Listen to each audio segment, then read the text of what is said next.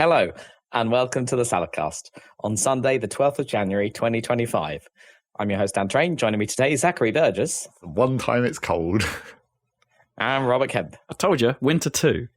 Yeah, pretty much. We're in winter 2. It's fine. Electric Boogaloo. Like, I think this is Winter harder. this might be the only time this financial year that I've officially had to wear my hat and gloves when walking down here. I've worn them optionally a couple of times, but this time it's really too cold to not. Yeah. Why did you specify this financial year? Because it's a new year now, so I can't say this year. Calendar year, you want to say? Yeah, financial years differ to calendar. Financial year is years, April to... Oh, are you actually thinking April to April? Yes, that's what I'm saying. Oh, okay. Obviously I can't say this literal year, because it's only the second time I've walked down here this year. Well, yeah. Okay, I get it. Also, I suppose, the cadence of the real season's financial year actually makes a bit more sense. Yeah, that's probably actually closer to lining up with where winter is. Is it always April to April? I think it changes. Some companies don't work do it like differently. that. Yeah. I'm pretty sure my company has changed its financial year on purpose at some point for some reason. Yeah, I mean, maybe there's a stock market or tax reason for shifting it around occasionally. Tax thing, yeah. Yeah, I don't know. I honestly can't remember how, in terms of employee and stuff, my company is calendar year, but I don't actually know how it financially operates. Yeah. Don't care. No. Not my job. No. I have to do a tax return, and I don't know why. It happened last year. Oh, wait, and, really? Yeah, no reason why. It's I'm just a normal dude with a normal pay-as-you-earn tax Just thing. Innocent And something men. triggered it, and now it's every year I need to get onto, I don't know, HMRC or finance and get them to put me back on automatic because it's pointless. Did you do some side work or something? No, I did nothing to trigger this. No capital gains tax? No.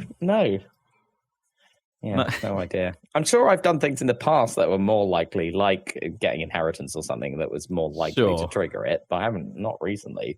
I have no idea. Oh, I think it, I don't know. I think I might have gone over a certain threshold of something, salary or something.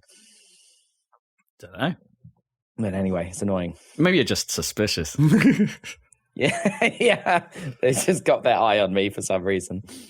It's weird because the last time around, they didn't remind me at all. And then I ended up getting fined because it was late. Oh. Yeah. So you were like, what? I didn't even know I had to do this. I think I had got a letter and I'd forgotten about it. But this time around, they're actually texting me all the time saying I've got to do it, which is better. Sure. Yeah. Speaking of... what is that involved, in doing it? No, it's just a big form online. I can't remember what I had to look up. I think I had to ask something from work about benefits or something. But a lot of things are things that are not relevant to me, obviously. So you probably have to do a lot more research if you're running your own business or something. Sure, but most of it is no, it's all fine. Yeah, if you're actually some sort of, or getting money in, not from an employer, right? You're not on pay as you earn, I guess. Probably my brother, I don't know, I'll have to ask my brother, but he's a contractor, so it's probably has to do more. Oh, yeah. Definitely has to do more stuff. Yeah, you tend to. But I'm just a standard. I'm just a worker. Just normal men. Yeah, exactly. Just innocent men. Why do we have to do this? Extremely innocent. Stop selling Rolexes at your jacket. Speaking of random government forms, as my mum discovered last year and reminded me that it's going to happen this year, my driver's license expires this year. Oh, but that must be easy enough to renew, right? Well, Mum said it was, but I assume you're still going to have to send a new photo because that's probably why it expires. Yeah, probably like a passport. I must have done that at some point, years, isn't it? You think so? I think I must have done that at some point because now I'm starting to worry. Technically, your license should be older than mine. Yeah, no, I cannot remember, but I'm pretty sure that my photo on my license isn't the ancient ass one I had when I was 16 or whatever, and or 17, I suppose. I don't know if they used my learner permit photo in my real one. I don't know. But probably easier than doing, because the passport, you have to send it to them and they cut off the corner of the old one or whatever. And the physical thing, but you can renew your driver's license without having to. Yeah, I'm wondering whether it's going to require like a physical photo at this point. Because, dear God, why have we not moved past that? So I've tried using digital services before. I think last time I did my passport, I used tried to use you can take your own photo and send it in, but it rejected every single one I tried to send in. Naturally. And it's easier to just use a machine. Yeah, exactly. Go to a booth and do it that way and still send the physical bloody one in. That's what I had to do in the end. Yeah. Last time for the passport, I went to Happy Snaps or whatever it was, and they took a picture and they just emailed me the digital ones. Yeah. It just got to the point where, like, when I was trying to do it, I just didn't really understand what the complaint was. It's like, the lighting's not right. Okay, let's do it during daylight. There's a shadow in the wrong place or something. I'm like, what do you mean there's a shadow? Yeah, it's not worth trying to do it yourself, really. I think in the end it was like, the background wall isn't white enough, and I'm like, well, I've only got magnolia clocking walls in this house. Yeah, just hang up a sheet. But then it would be a patterned background, and they'd complain about that. Sheet. It still would, like, if there was like a fold in it or like a little crease, they would say that, like, no, it's not a plain background. Like, sod ya. I'm sorry you have to leave the house for that, Zach, but it literally takes like 10 minutes. You're less. But then you've still got to send it. There's still the sending I suppose you could get an email one, but as you said. Yeah, get an email one from. I'm sure if you use a booth these days, you could probably get it to email you the digital. Maybe. Although, who knows when any booths were last updated. Yeah. The booths won't be as old as my last. No, wait. I must have updated my driving license because I moved house. Oh, right. Of course. Addresses. Because I just found a picture of my old driving license because, of course, I've got that on my phone for some reason. And it ran out in 2022. So I'm like for a hot second there, I was like, shh. Does your address on your driver's license have to be up to date?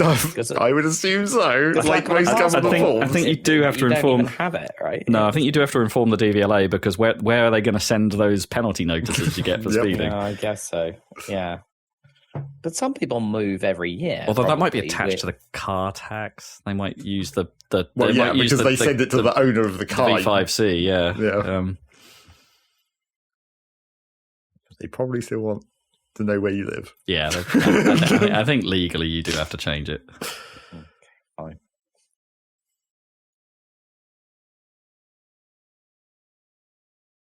I need to check that out. Like I'm now paranoid, and it's like where the hell have I put my wallet? I'm gonna have to go find that in a bit. Well, I've had a speeding fine since moving here, and it came here, so I hope it's okay. Or it's just about to expire. Yeah. How long do you think until that you'll be able to use your phone for that? Whatever. Driver's license. Maybe never? Well, maybe never. Considering how well the government generally does with phone apps, probably never. I thought we'd moved past the point where of you actually needing your physical license. Like, you could just tell them who you are and they'll look it up. Sure. I think they're like, the systems the cops carry around. The cops, sure. Enough. Yeah. For anything else, you might use your driver's license for. Yeah, as identity, right? Like if you're picking up a parcel and it's like, oh, who are you? And it's like, can you prove who you are? Driver's license. It's the go-to. Yeah. I even use it, and I don't even drive. I use like a provisional one. It's just the easiest form of ID. Is that still in date? I renewed it. Oh wow! Okay, so that I had ID, because otherwise, what ID would I have? Passport. I'm not carrying that around. Yeah, I used to when I was a student. I would carry my passport around because I didn't have anything else. Do we have a concept of like a national ID card? No, I think you can get ID cards, but there's no there's certainly no. Obviously, there's no prescribed. Presumably, you can't just take your national insurance number card around with you. No, and that doesn't count either. No, because there's no picture on it. It's not photo ID. Yeah. I think you can get a photo ID of other kinds, but why bother when you can just use a driver's license or provisional one even? If you're not... Well, I suppose. Additional bonus of the provisional one is I could actually get driving lessons if I wanted. Well, yeah. Maybe you wonder, though, if I'd like a photo ID separated from driving. Sure, I mean... In my head, I'm like, well, that's cheaper, right? Because it's fewer benefits. Yeah, that's true. Clearly not how it would work, though. No. government schemes. They were like, "Oh, it's a photo ID. Oh, you must be an immigrant. We'll put you on some other list." I don't know. That's my cynicism creeping in. It is a political thing whether or not citizens should have ID cards. It's something that Blair wanted to introduce because of the myriad benefits that you could attach to it or whatever. Yeah. But then conservatives are like, that's one step towards totalitarianism, being able to track everyone China style, right?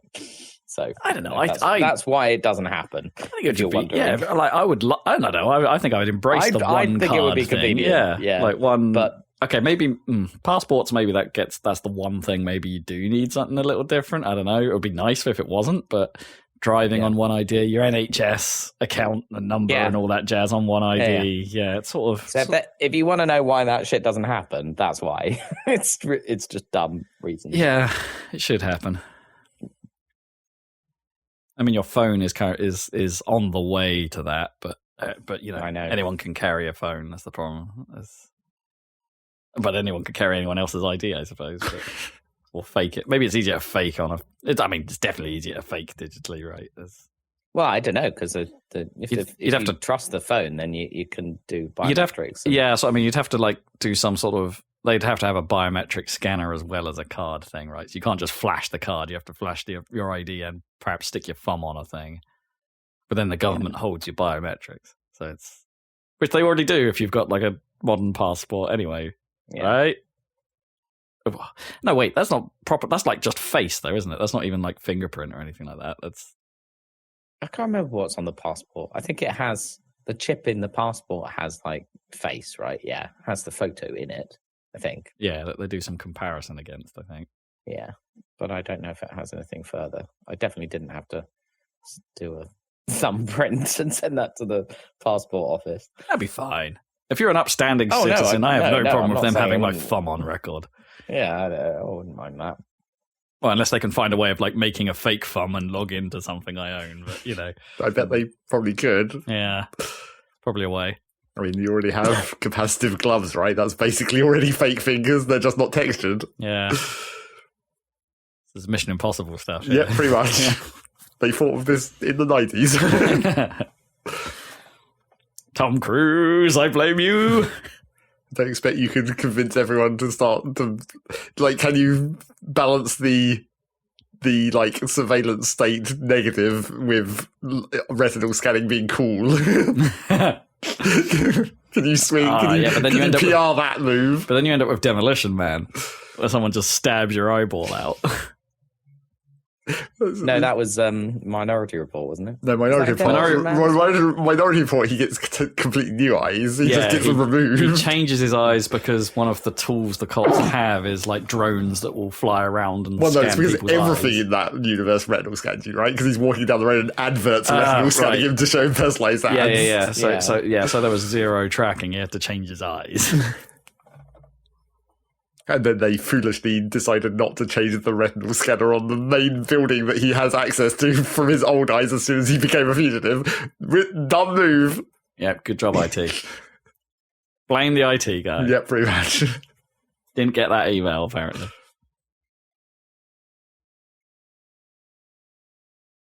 Or maybe they were just too complacent in the idea that there's no way he's going to come back to the place that he's wanted at. Well, yeah. Classic mistake. That was a classic move, though, isn't it? Yeah. No one breaks into where they're the most dangerous place they could be. But that's just a movie excuse. It happens all the time. It happened in Heroes. Not Heroes. The Boys as well. It's like, why are you here? Happens in everything. I wonder what that trope is called on TV tropes. Yeah, that must have a name. Yeah, I'm sure. The break into the enemy trope. Or break into your own, because you are now the enemy of your previous place, and now you have to break into your own. Called like last place they'd look. Yeah, probably. Yeah, it's basically that. Post-lookism.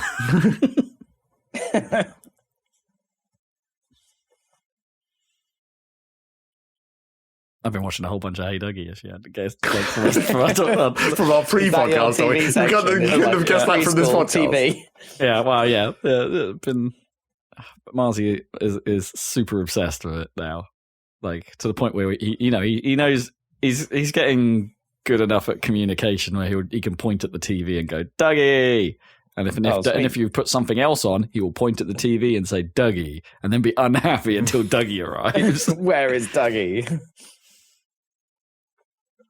I mean, that's kind of fine. Like, Hey Dougie's pretty good as far as kids' TV goes. It's watchable. It's not that annoying. Yeah. It's not Super Potato, which I tried the other day. That is quite annoying. You almost need to vet these programs before you show them, so that they don't get hooked. Yeah.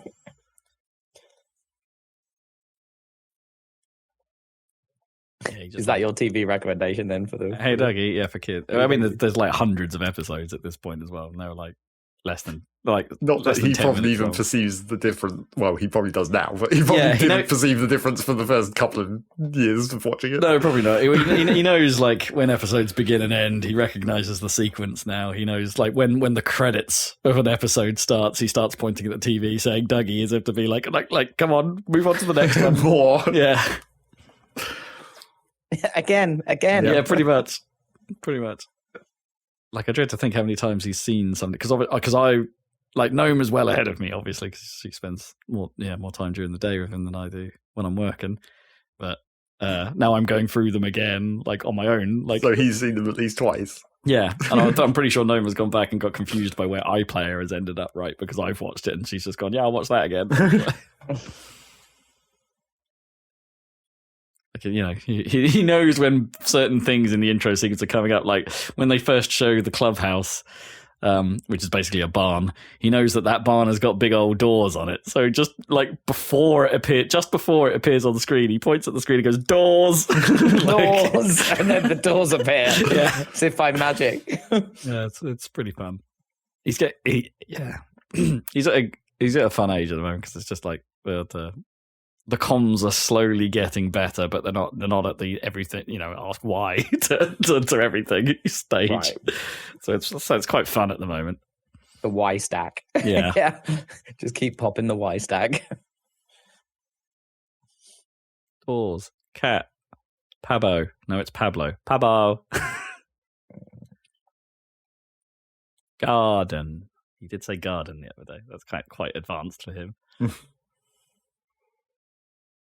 Gnome's been binging Brooklyn Nine-Nine again. Yeah. And that's good for a mindless one. Oh no, yeah, I love that. Yeah, I think it's great. But the at the end it does that sort of like credits thing, right, where it goes through the people that made it, but it's like from Milan, not a doctor, and then something goes wah wah wah, and every time that happens, Marzi goes rah rah rah, rah rah rah, which is fun. Well, that was a lot of fun, wasn't it? Listening to any non-preschool TV for yourself? No. Actually, no, that's a lie. The Traitors is back, so get hyped. Oh, right. Everyone's watching that. I freaking love The Traitors. It's great. I don't watch any reality TV, but if I did, I've heard that one is a good one. Oh, but it's so good. I used to play werewolves all the time at university. Yeah, so it is. It is used to the concept. I think we talked about this every year, but yes, it is just advanced.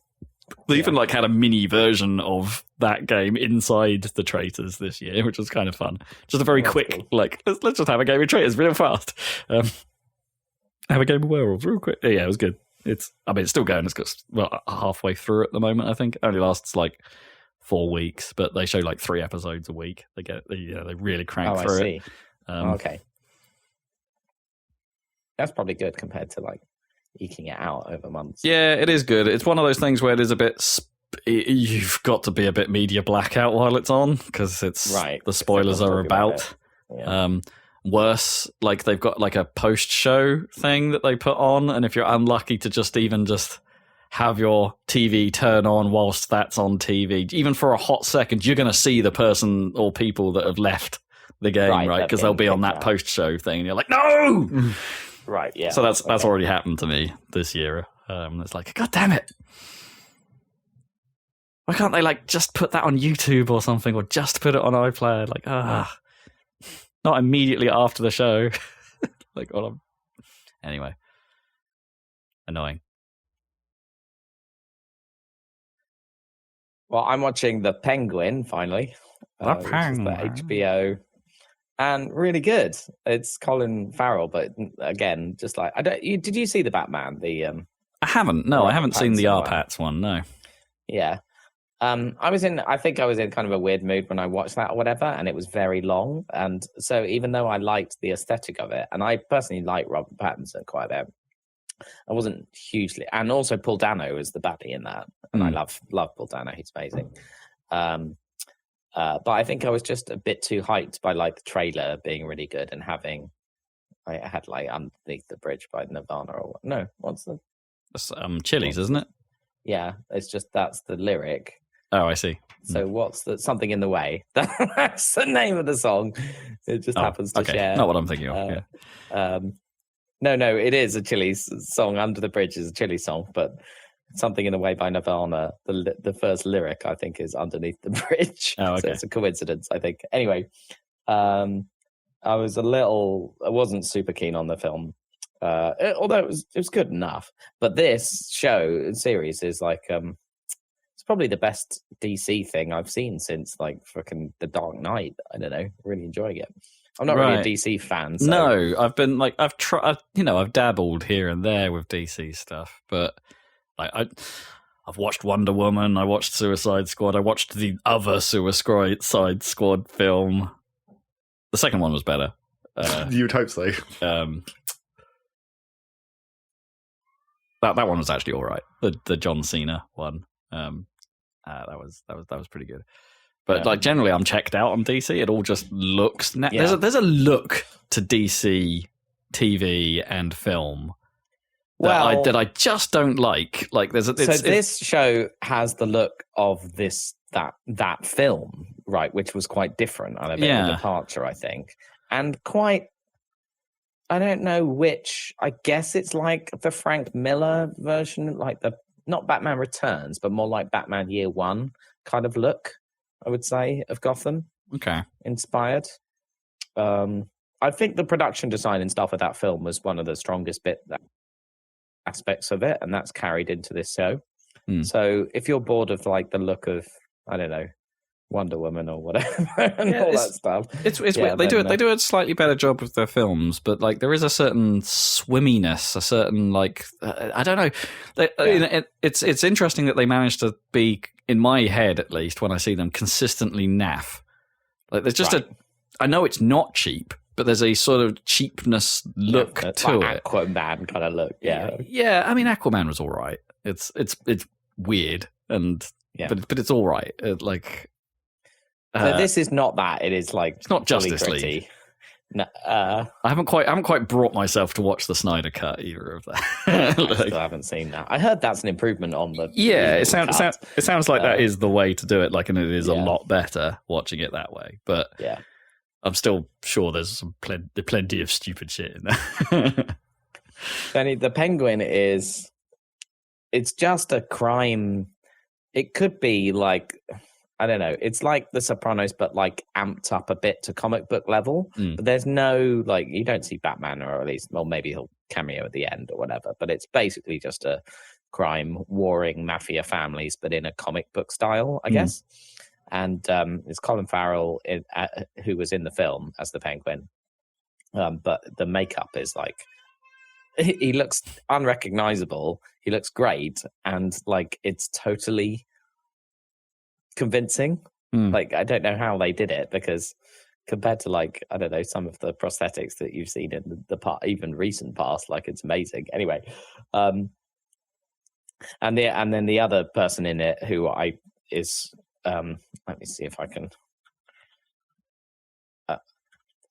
How do you pronounce that? It's like Kristin Milotti, right? Okay. Or Miliotti. Anyway, but I always liked her. She's really good. She was in like she was like the original wife in The Wolf of Wall Street before he goes to like Margot Robbie or whatever. And she was in Palm Springs, which is that comedy with the guy from Brooklyn Nine-Nine, whatever. Andy. Samberg. Yeah. So she's been in a few things over the years. She pops up in 30 Rock and stuff. But anyway, she's really good in this. So, and it's HBO. So, yeah. I'm Element enjoying of it a lot. quality. I was trying to think what the last HBO show I actually watched was. It probably was The Newsroom, right? And that's years ago now. Oh, yeah. That was really good. Has Aaron Sorkin done anything since then? What's he up to? He's quite prolific, isn't he? I wouldn't be surprised if he's... Yeah, it's probably on something. I just haven't been paying attention because it wasn't newsy or politicky. Anyway, yeah, I don't know what he's up to at the moment. Sometimes I watch something and I'm like, is this Aaron Sorkin? I can't remember. There was something the other day where the dialogue was in that kind of style, but it actually wasn't him. But he's certainly influential. But he's like, he's got a very particular style, let's say. Fast and fluid, and but also quite witty and clever. Like, there's a certain language to it, right? That's like exactly not just. It's like kind of heightened, kind of, yeah. And like everyone no one needs time to think in an Aaron Sorkin script. No. It's like they're just on it. Doesn't look like he is up to much at the moment, so I wonder. He's probably cooking something up. Let it cook. Or all their shit's on fire. Yeah, or he lives in LA and all the scripts have just been burned. And everything's on fire. Oh dear. Hearing me. It's pretty bad. The kind of fire that I don't think, I could make jokes about Americans and their wooden houses, but I'm not sure that's going to help in this particular situation. No, clearly. The only not particularly funny thing about it was when they show like drone cam footage of all the destroyed neighborhoods. To me, it just looks exactly like SimCity, because obviously that is literally what the SimCity buildings look like when they're demolished. Right. Because it's like, just drag the bulldozer over that and it'll all go away. And SimCity has the fire disaster, always had. Yeah. Didn't it? Yeah. But yeah, since like SimCity 4, where they actually look like actual modern American houses, the ruined remains of burnt down houses in SimCity do look exactly like that. Modelled on reality. And quite gritty, I guess. Well, it's just something to do with, I guess, the wooden construction, and then like the colour of the ash is like kind of weirdly specific as well. Yeah, the sort of sort of brown. Yeah. Brown on the side of grey. Yeah. With just weird that it looks exactly like that, but I guess it's not weird that it looks exactly like that. No. It's like they actually did correctly put that in the game. Someone from Maxis did some research on burnt out buildings, I guess. I guess so. But I know that obviously climate change makes this more likely to happen, and like there's definitely some kind of uptick in extreme weather events that's somewhat noticeable right at the moment. But also, it also feels like this could have happened at any time. Like, well, any time in the last couple of years, because California's just been shit out of water for so long at this point. Yeah, and all it needed is a fire at the time of high wind. Right? It didn't really need any other particular variable. It just needed fire, high wind, sorted. Because there just happened to be a whole bunch of woodland right next to all the wooden houses. Yeah. I mean, theoretically, it could happen anywhere, right? If a fire was on during a storm here, like just one of the windy storms here, if a fire was on. I mean, like, but it's not going to happen where you are, for example. Like, you're not going to get a wildfire that consumes your house. It's just not. Well, I'm not super near woodland, so it's... Yeah, exactly. Yeah. You're only going to get a fire that consumes a nearby parked car. Definitely intentional. Yeah, well, yeah. My previous neighborhood, yeah, absolutely. See if you can find which podcast episode that happened on. Because we cut it out, obviously, but you might be able to tell. Did it catch fire whilst we were recording? No, it was the middle of the night. No, well, it might be after the podcast, actually, I guess. Yeah. Obviously, it was on a week where I was at Rob's house, so high chance it was a podcast week. Yeah, there was that, and then it happened again Yep. in the middle of that night. It's like, jeez. It wasn't quite on fire enough the first time, so they tried to burn it again. This time with an actual fuel can that was left behind. I mean, they did that the first time, from what I saw. Anyway, did you see the film? Talking about this ancient history of the podcast. Boy, that was a stressful evening. I mean, yeah, crime and stuff is one thing, but we are definitely much less likely to encounter these natural disasters, touch wood. Well, I mean, have they proved it was it's the classic thing, right? Isn't it? It's like, was the fire actually natural? Oh, does it even? It doesn't. I mean, it sort of does matter. At very least, if it, like, even if the one that started everything wasn't natural, all the other ones were, because they just spread out from embers getting blown around. Sure. It's not like there was 5 random arsons happening all at the same time. No. Yeah.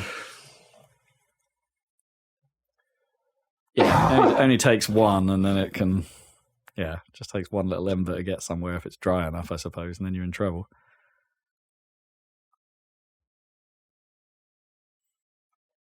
We get boring non-weather change from climate, where it's just like everything is so neutral, but it's just getting more neutral. Where it's just like I said at the start of this podcast, it's basically not even been cold this entire last year. Yeah, it's only cold today. Yes, but today. It's cold now. One time, yeah. But yeah, all the way through Christmas, it wasn't cold. It was just grey, right? Not at all. Yeah. Not even that damp. Do you guys get Although it's a little snow? damp. I don't get any in London. Get what, sorry? Do you get actual like snow and stuff? I don't get Not really, since again, that is maybe the one thing that is more noticeable about the potential of climate change, where it's just like you don't get inches of snow any longer. No, you get like 1 inch maybe if you're lucky. There was apparently a little bit like a week ago here that then got immediately rained away. Yeah, so right. That tends to be what happens. It's like if there's any snow, it's going to just like there's like a gradient fill in the sky that goes from snow immediately to rain. It's called the sun. Yeah.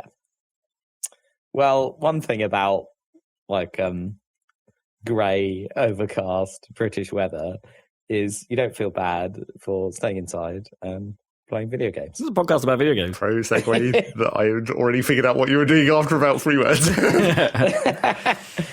to segue in the slowest manner possible. What's going on in video game world? I mean, not fucking much. No, it's pretty quiet on the news. Go outside. Yeah. In the cold. Stop that. Enjoy your not snow. Yeah. And potential fraud claims as you slip on the ice. I don't know. I genuinely feel better playing video games indoors when it's overcast than if it's a nice sunny day. I think I've mentioned this many times before, but probably my favorite weather condition is dark, real dark ass clouds with rain falling, and I'm inside next to a window where that's happening. Oh, right, and you can watch it, and I can watch it. I love that. But it's daytime, so it's not like. But you can see it's not night, right? No. But it's got to be. It's got to be the clouds have to be real effing dark, but it's middle of the bloody day. And the rain is. I love that. That is like the best sensation. Because it's like just sitting there. Like I should fold my arms and stand at the window and just go, ha ha! Yeah. I have bested you, weather. I have a house. I mean, the condition you want to be in is basically the anime girl from Lo-Fi Beats to study / relax. Sit there with your headphones on. Yeah, you got your headphones on. It's all cozy. You got the rain outside. Also, just that sound of proper rain hitting your window. I love that. Depends what direction the wind is compared to your house, I guess. I mean, if it's not, you can check out mynoise.net where they have some very good rain generators. Yeah, do you use a noise generator? I do on occasion. Noise is the one I use. Yeah, I like mynoise.net because, like most noise gens, I eventually find the loop, right? Or most noise things on YouTube, for instance, that claim to be 5 hours of rain noise. It's like, no. It's like a 30-second loop that I can zone into, and I figure that out, and then that annoys the hell out of me. But no, my noise is professionally recorded stems that then mix in and out, and you can turn on this cool I like turning on its animate mode, where it sort of like starts moving the.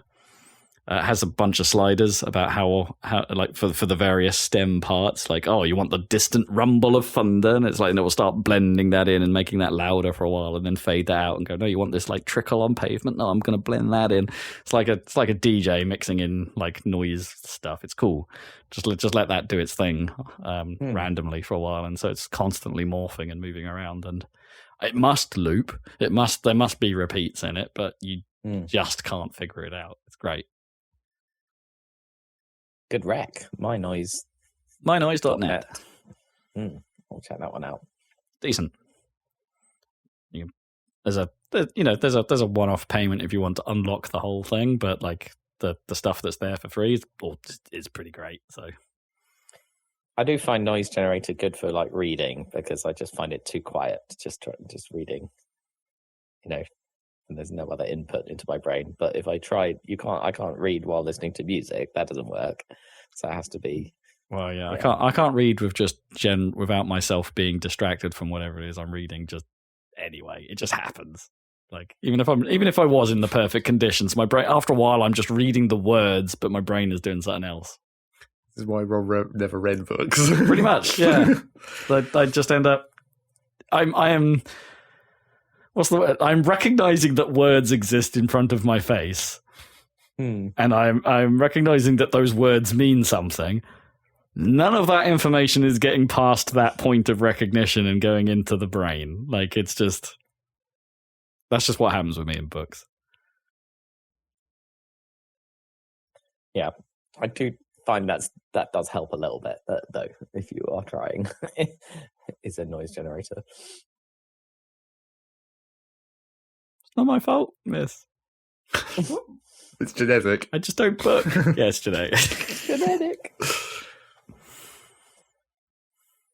Wow, this segue into video games works so well. Yeah, it went so we talked about books, the exact opposite of video games, if certain YouTube videos are to be believed. That's far away. Well, okay, no, I was about to say... As Neil Breen would say, no more books.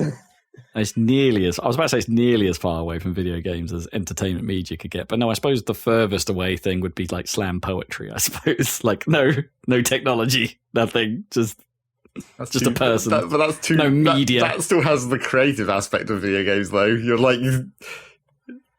Are we talking like is it just watching someone sleep? Is that like that's not entertainment any longer though? I mean, it would be for someone. Yeah, very specific person. Have you never done the slam poetry in Grim Fandango in the jazz bar? Oh yeah, that's fun. Turning the battleship. The phone is for you. There's always a spider. That'd be my lyric. Just put that at the end of every bit of slam poetry. Just there's always a spider. Well, you've got an idea for your next music track. Slip that in there. I think Kippers might have done that already. Yeah,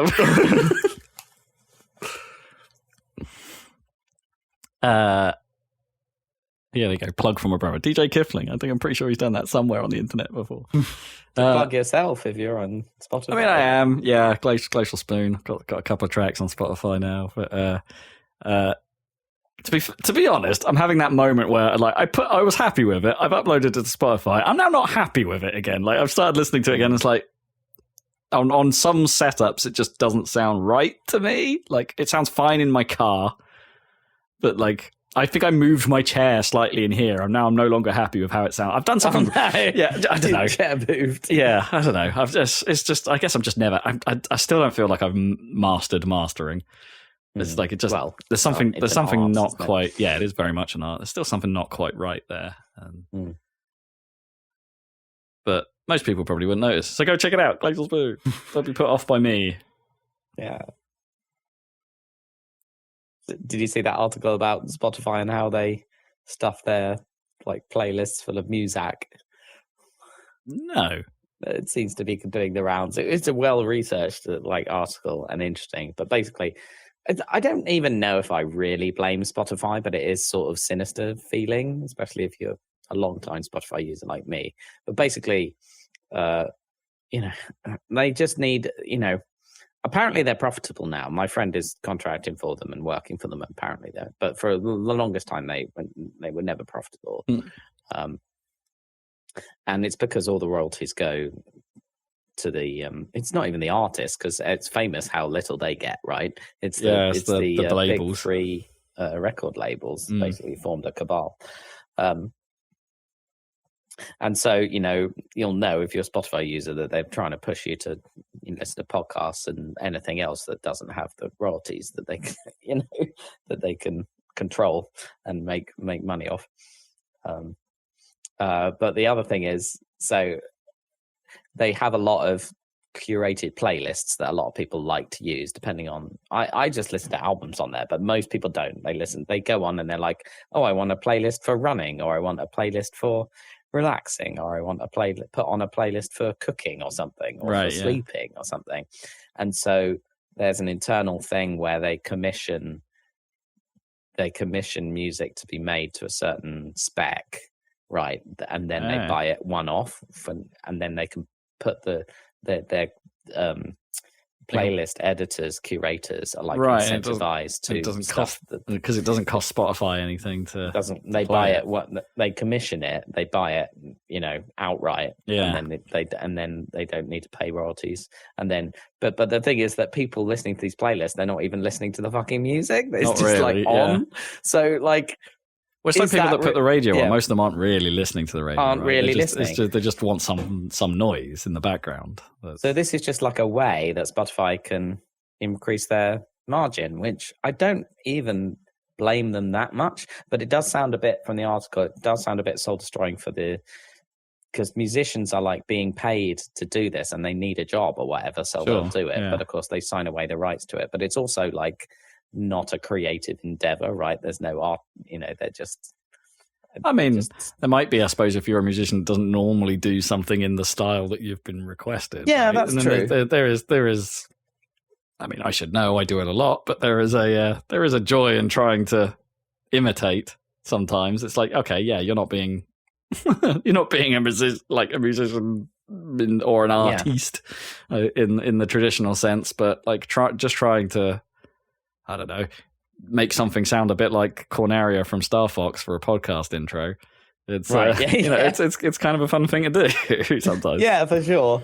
Anyway, but I don't know. It just, I'm not sure how I feel about it. Some people are pissed off about it, and they think, but it's not really affecting me because I don't listen to those playlists. But it makes sense to me that this is happening. But it's all a bit they don't talk about it. Basically, it's all a bit underhand, and also the playlist curators, I think a lot of them but imagined that job would be like, they love music, and that job would be like a modern version of like a radio DJ who can look at my cool music taste, I'll make awesome playlists for people. But now they're obviously they're people who think like that are being replaced with people who are happily slap a bunch of music together, right? You know what I mean? Yeah, I think that's the most insidious part, right? That they are, the curators aren't actually really curating. Yeah, but, they're incentivized. Like this article was really well researched, and you probably find it online because it's made a bit of a fuss. But they've got internal Slack messages and stuff of how they're promoting this stuff and their KPIs basically on how they can adjust these playlists to minimize the royalty payments. Kind of interesting. Yeah, I don't. It doesn't make me want to, cancel my Spotify. No, because I feel like I'm like getting more out of my Spotify than other people because I listen to actual music. Yeah, looking it up. I don't feel like I've encountered it on my release or discovery list. No, right? It won't be on the Discover one. Yeah, which is how I mostly use Spotify. Exactly. And then. But the I wonder if I've encountered, because occasionally I put on like their jazz lists, but their jazz lists are because I don't know, I'm ignorant, right, to the actual artist scene in jazz. I just listen to stuff and I have no idea who it is, but but there are playlists in that area of coffee table jazz or late night jazz, and it's those sort of ones where I'm wondering if Even if they that's are what you're genre, technically, they're like genre lists. Like, yeah, a good example they gave is like if you put their ambient playlist, for example, you're never going to get Brian Eno because they'll have to pay, right? And he basically invented the genre. Anyway, Spotify. That's what I was wondering. Like, can they the genre lists? That must be like a weirder one, right? For you to encounter things, especially if you picked like rock or something. If you put 80s rock or something, it's going to be very noticeable if something isn't an actual well-known artist. Yeah. You know? So I don't think they do that. Have to pick their battles, I guess. I can sort of believe it in the like ballady territory, or they just pick stuff like that sounds like it came from an advert, and people are like, yeah, that's fine. Exactly. Anyway, sort of interesting. Some people are pissed off about it. I wonder if they went to royaltyfree.com and just copied some stuff across. Well, of course, the next stage of this is they won't even have to commission artists to make this and sign away rights because they'll just do it with AI, right? God. Because it's not high quality music, so it doesn't matter, right? God. Yeah. Give me cyberpunk beats generated by AI. There we go. Yeah. That's the only time it's allowed. Yeah. What, if it's cyberpunk? So if it's like a dystopian sci-fi future, it's okay. Yeah. Because it's on theme. Cool. Video games. Somehow skating around it even more. What's been happening? How about that new RTX card for video games? Speaking of AI. The 5000 series? Is that right? Yeah.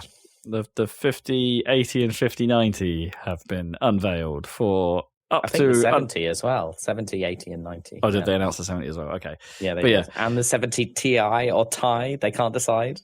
Different people, spokesmen for the video say different things. Oh, I've always heard it said as Ti. It's I know, meant to be titanium, right? Is literally it? like the chemical elements involved. Right. I did always wonder why that was called that, but anyway. Or is it Titan still? Is it still a reference to Titan? No, Titan. But a Titan, it wasn't a Ti, though, was it? No, that's the trouble. I think a Ti version of the card is literally due to binning, right? It's like it's just the best version of that card. Yeah, the high yield variant, right? Yeah. I mean, that's generally how most of the like series works within those. Yeah. Each like 1,000, I suppose. Anyway, it's like the architecture and the chipset is mostly the same between them. It's just they pick the yields for each one that goes up and then slap it on a board with more RAM or whatever. More RAM and stuff. Yeah. Kind of how it's always worked. I think that's the same thing in CPU land as well, right? They just put a different code on the chips that are better or worse, depending on the yield, because that process is imperfect. So anyway, if you've got anywhere in the region of 1,200 to 2,000 pounds, you can probably have one of these. Man, like even at entry level, like 1,200 is a lot. If you were going to spend £2,000 on it, are they going to be available? Could you, if you even wanted one? I don't know. I guess they're not being used at quite the same rate as they were for like Bitcoin mining shit. But no, I mean that thing has died down. Well, I guess it depends whether the like special AI core parts are any good for Bitcoin mining or cryptocurrency in general. Yeah, because that's the whole thing with this announcement. It's like I haven't really found anything or spotted anything that directly describes what the raw performance bonus is here over the last gen. It's like, sure, sounds like there's more cores, they are bigger, but like, what does that actually result in raw performance, not nonsense feature improvements? Like, hey, did you like that frame insertion? How about you have 3 more frames added to that, or 2 more frames, I suppose, like 3 frames in between your actual real frames. How would you like? I'm like, no. I really don't want that. Like, I don't know. My experiences with frame insertion are very limited. only real one I've spent time with was the AMD FSR 3 frame insertion I think they have in Immortals of Avium on Xbox, and that was not good. I did not like that one bit. And if that experience is anything to go by, then I do not like frame insertion. I do not. It added lag. It didn't look nice. It did increase the frame rate. I'll give it that, but I just didn't. No, I don't want it. I don't want stuff that's not accurate. I would like to see stuff that's happening, not what is expected to happen. Right, extrapolated. Yeah. Or even that, like, it's the TV thing, right? I don't even like it when, like, I've never liked that thing that TVs do. Motion smoothing. Yeah, because that's essentially what it's doing. It's taking it's taking this frame that it's just received and the last frame, delaying that by a whole frame, so it can then insert extra frames in between those two to smooth it out using, presumably something not too dissimilar from what DLSS is offering here. But DLSS does have. DLSS is almost certainly better, right? It has access to the world data, it has access to the geometry, and it can understand stuff in 3D space. So its extrapolation is going to be better. And AI obviously makes all this stuff better than it used to be. Just have never liked how it looks. I suppose the thing is, it's like the proof is in the pudding, right? Isn't it? It's like, you might think in theory the techniques, because you've seen versions of them before being crappy, are just generally bad. But like, if they improve them enough that you don't notice, then that's it. I don't know. I just don't want to. There's enough going on with current 3D image quality that can be distracting, right? Like, temporal anti-aliasing has obviously introduced a whole bunch of artifacts that we never had before, and those are still here. We haven't really got rid of those. Like, even though DLSS and stuff is improving, the artifacting is always there in some form. It's AI the upscaling stuff techniques. That gets me, yeah, right? exactly. Which is the temporal stability stuff is like the weird. Anything that flickers is so distracting. I mean, or even ghosts. Yeah, ray tracing. It's like sure. I get that it's like an ideal in a way for graphics, right? But we can't. The noisy presentation we have right now distracts from the quality that you eventually get when that noise resolves. It's and I don't know, maybe that's the idealist in me, but like there are just times like that where you just see things and it's just I don't know. I don't like it. I don't like being distracted from what I'm supposed to be doing when I'm playing games. There was the Digital Foundry thing on Avatar, right? Like recently, as it got its PSSR update for PlayStation 5 Pro, that was quite poor, as it turns out. Actually, made the game look worse in pretty meaningful ways. Yeah, and it's maybe I don't want it. If I could just use that extra power for a non-PSSR upscaled version in some way, I'd take it. Humbug. I don't know. I mean, I'm not necessarily in agreement that current rendering is moving in the right direction. I don't know. But maybe it's a necessary, like, uncanny valley of rendering that we have to go through. I mean, I do like the ray tracing. Like, it does look so much more real. Like, it's absolutely, crazy. Like, but I need that. Like, I don't know. They can make things look so good with screen space stuff, like in isolation. But then if you compare it side by side with something that's ray traced, it's like you look at the graphics of like current graphics without ray tracing, and you're like, that looks amazing. And then you see the ray traced, and you're like, oh, that looks like real. Yeah, it's like such a difference. Yeah. It's hard to deny that. But it's normally, as I say, the time it takes to resolve that. Yeah, exactly. Is not clean.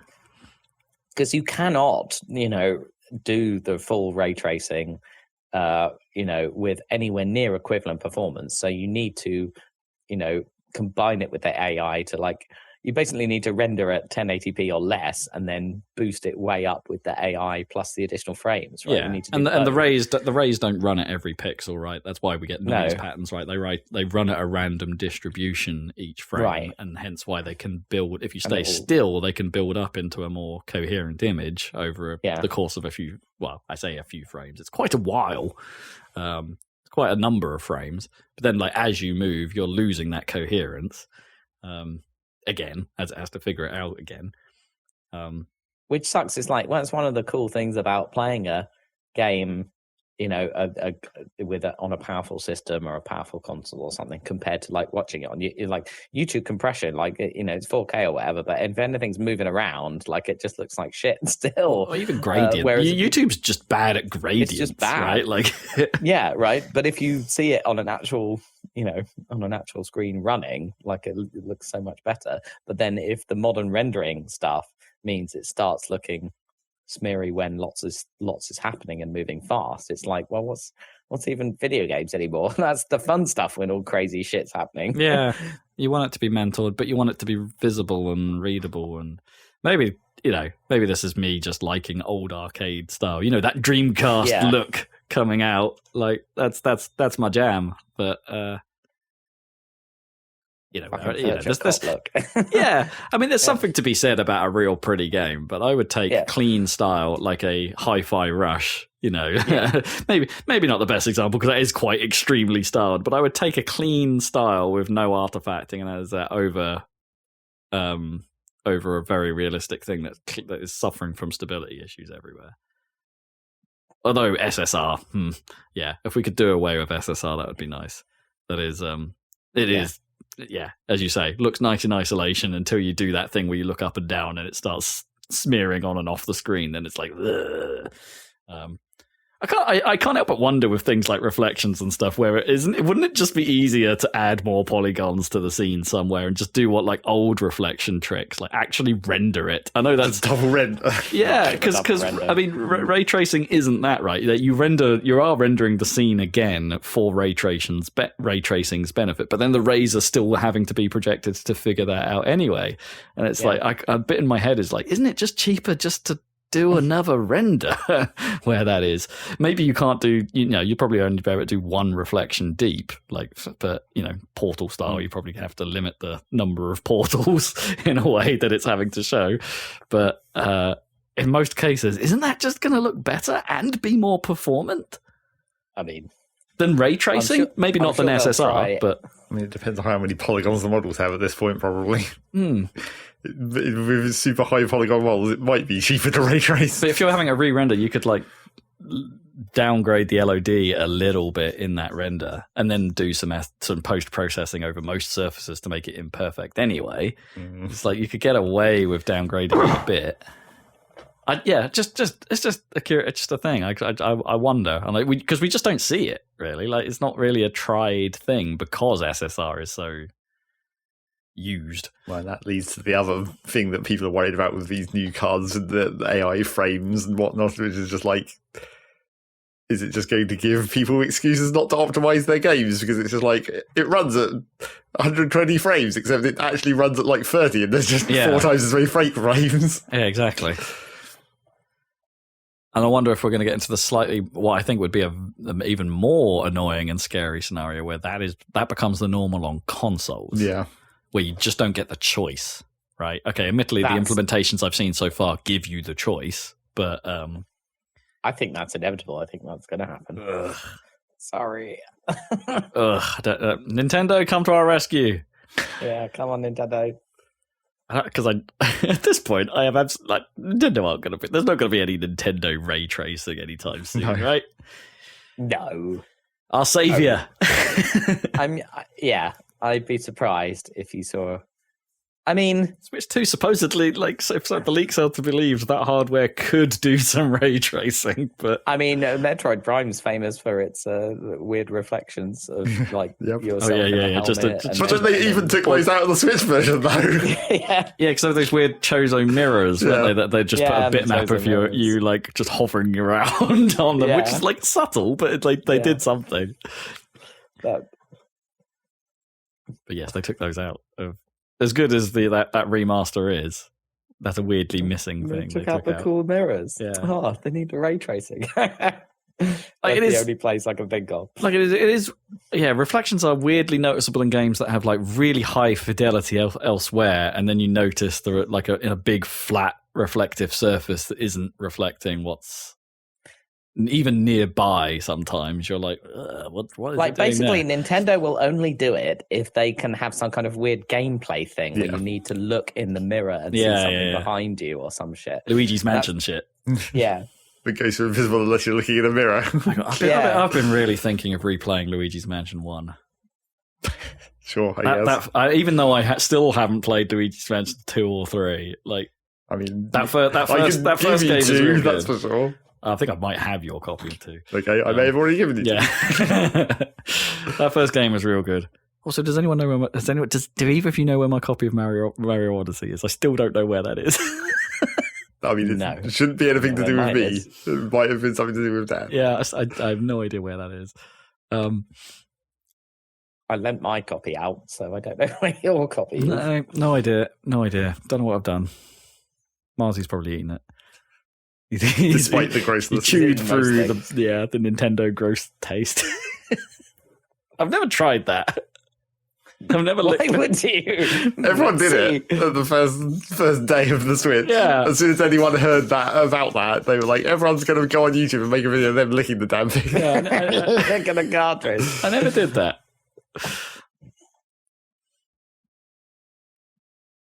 Anyway, that's NVIDIA news. Yep. I mean, there was some other stuff about like NVIDIA AI doing companions and stream things. I don't know. Because they're like the most valuable fucking company on the planet at this point. Because of this bubble. And they just need anything with AI attached to it, they're going to try. So, yeah. I mean, to be fair, they are the best position to actually make money out of AI. Sure. Because all these startups need to buy their chips to fucking run their models before they fail. Yeah, well, yeah. So there's that. What else is going on of interest? I mean, there was some Switch 2-y stuff, but I don't know if any of it particularly added to what we already knew. No, it's just continuous leaks of all the same stuff, but just like so many leaks. It's just like, when's Nintendo actually going to get around to the same? It's got to be January, surely. January Direct. Well, no, but we're like halfway through January already. Well, sure, they've got 2 more weeks.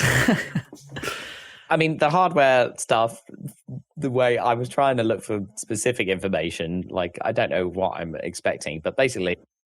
I don't want a lot. I just want a more powerful Nintendo machine. Yeah, That's exactly what because the fans want not just a more powerful Switch, but like the most powerful it can reasonably be. And of course it won't be. No, it definitely won't be. It will be a step behind that, just like the original was. Yeah. And that will also be absolutely fine. Yeah. Nintendo are a profit-based company, right? Yeah. They do that more than any other video game company, right? They don't lost lead, really. That's not their thing. I think the GameCube might have been the last time they tried that, and the GameCube didn't do particularly well for them. Yeah. So they've played it safe ever since. They don't have to do that. They don't, no, because ultimately Nintendo wins through its games. But to be fair, those I think are suffering now. Like, there's a theory I've always had, like where the development pipeline for things just seems to like make.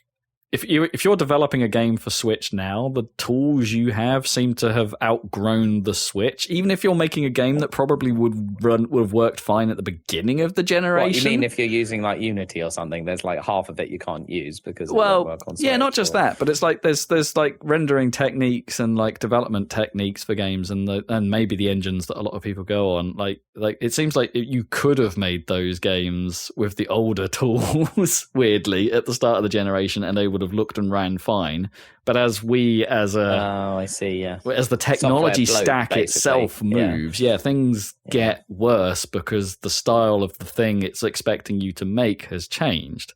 Like, and I wonder if that's like why things like Princess Peach and Brothership recently have like had performance issues where I don't really see why they should have.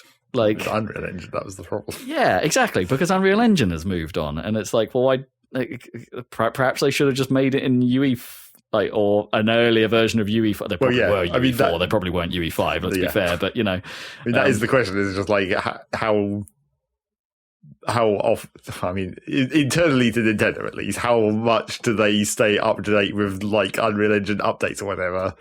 And do they just lock it down at a certain, or should they just lock it down at a certain point where it's just like, this is what we're using. This is the version of Unreal that we make all our Switch games on, and we're not going to go any further than because that. we know it works best on that. And but then Nintendo also manage their own engines, right, for things as well that arguably run and look better. Well, I mean that's why everyone was kind of. I don't think they ever really needed to improve upon Odyssey or Splatoon, right? No. Those are the. That's why everyone was kind of surprised when they started using Unreal for like. The Zelda game. Yeah, it must have just reached that tipping point where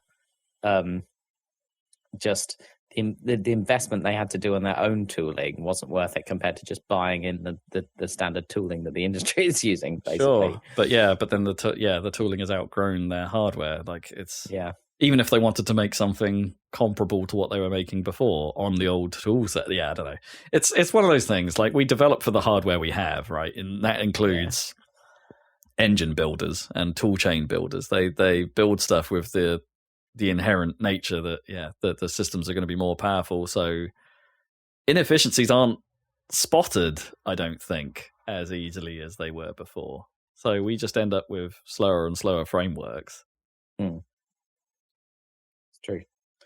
And I guess blast through that with new hardware, is that the idea? Generally, it's a bit depressing, but it is. But I think that's where we're at with technology. Make your hardware better and the software underlying it doesn't matter as much. Like it's anyway, even if Switch 2 isn't the cutting edge, it's still it's still an improvement, right? Years and years and years ahead of Switch 1, right? But by the time Switch 2 comes out, Switch 1 will be like 8 years exactly old, which is a long time for a Nintendo cycle. So I'm excited about what Nintendo games are going to look like in this thing, and to some extent about what could be ported to it. Like there was some news that we might get Halo on Switch 2. For example, I was gonna segue into that, but there's rumors from an insider that Microsoft are planning on moving Master Chief Collection onto both PlayStation and Switch. If that comes out on PS5, I would definitely buy it. It's like free money for Microsoft, basically. It's both a good and bad move. Like I can see why Microsoft would consider it, but it is kind of it's beginning to feel like a concession of defeat now. I mean, it is the final. Master Chief is like the mascot character for the Xbox. Yeah, right, but Halo isn't as big as it once was, right? So it's like it's not. Halo Infinite didn't push the needle particularly. Like a big deal was made of it because it felt like it was the return to Halo, right? But like the single player is good, but it's not. Weirdly, the phrase "Halo good" came into my head. It's not as good. It's just not as good as those Bungie games. And the multiplayer is good, but they didn't have the pipeline in place to update it fast enough to keep up with people's demands, thanks to things like Fortnite existing. Well, and they, as ever in these situations, they started off with too little. That was fine. It was fine. I mean, that was when I was playing it, and I wasn't unhappy with what was there. Okay, it didn't hook me for as long as multiplayer games, Halo multiplayer has done in the past, but that's more of a my life where I am in my life, not a slight against the game. Well, I think that's also maybe that might be why you're more okay with it, also because you weren't spending as much time on it. Maybe because I think back of like multiplayer games I have actually played over the last few years. Halo Infinite might have been the only one like that held me the longest. Sure. Of recent ones, Rocket League aside, and my brief foray into Valorant aside. God, I can't imagine how bad I'll be at Valorant if I went back to that now. Or Counter-Strike, for that matter. Same bad as you always are. Oh, thanks. I mean, when do you go back to them? Sure. Yeah. I mean, the thing is with the Nintendo and the Switch, right? It's like I don't necessarily need new hardware. I've said before, I don't really need new hardware. I just need more games. I want more Nintendo games that I want to play. Metro Prime 4, come on. Well, I mean, that one's guaranteed at this point, pretty much. Just give me a new Mario Kart. Give me a new Star Fox. Give me a new F-Zero. F-Zero, yeah. Obviously. Get in there. If you need a new Mario Kart and a new F-Zero. Yeah, you we can just have one of those. They're 2 different games.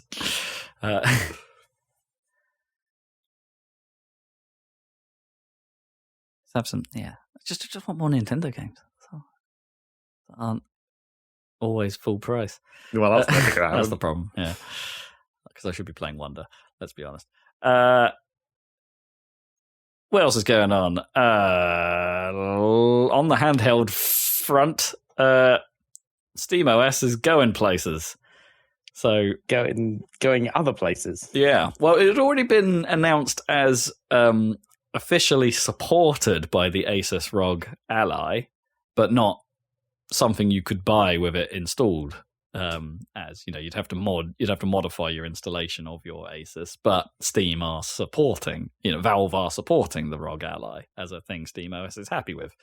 Cool. That is now extended to the Lenovo Legion Go, but the Lenovo Legion Go S will give you the option to buy one with SteamOS on it just out of the box if you want it, which is cool. SteamOS is good, right? So, I mean, sure, not everything is going to run as you expect. I think if you can stick to the ecosystem and be mostly fine if you follow the Great on Deck tags. They're not 100% correct, but most of the time correct. You mean for the deck for a start, or exactly? But the thing is, like the following the Great on Deck guide is going to get you pretty much the same place as you would on these other platforms because you know it's the Proton layer and the conversion from Windowsy stuff to Linuxy stuff that is the thing that causes incompatibility more than the hardware itself. So yeah, it's neat. I'm slightly worried that at some point Valve might be biting off a little bit too much because, I'm hoping this is generic. That the Linux Proton layer thing is generic enough a problem that they don't end up getting bogged down by other hardware, right?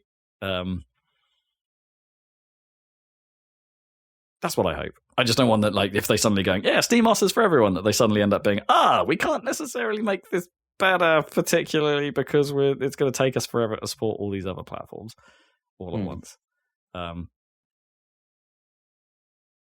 It's sort of slightly weird as well that, like, SteamOS technically hasn't released as something you can use yourself, except there are, like, homebrewy things like Bazite, right, is the way you would put it onto a device that wasn't already SteamOS running. It's like someone made their own distro that basically runs SteamOS. SteamOS isn't officially released for you to do that yourself, which is weird, but that's where we're at. So there's that. And a random bit of news, just because I thought it was interesting and weird. Someone's made a PlayStation 1 emulator that can run on a GameCube.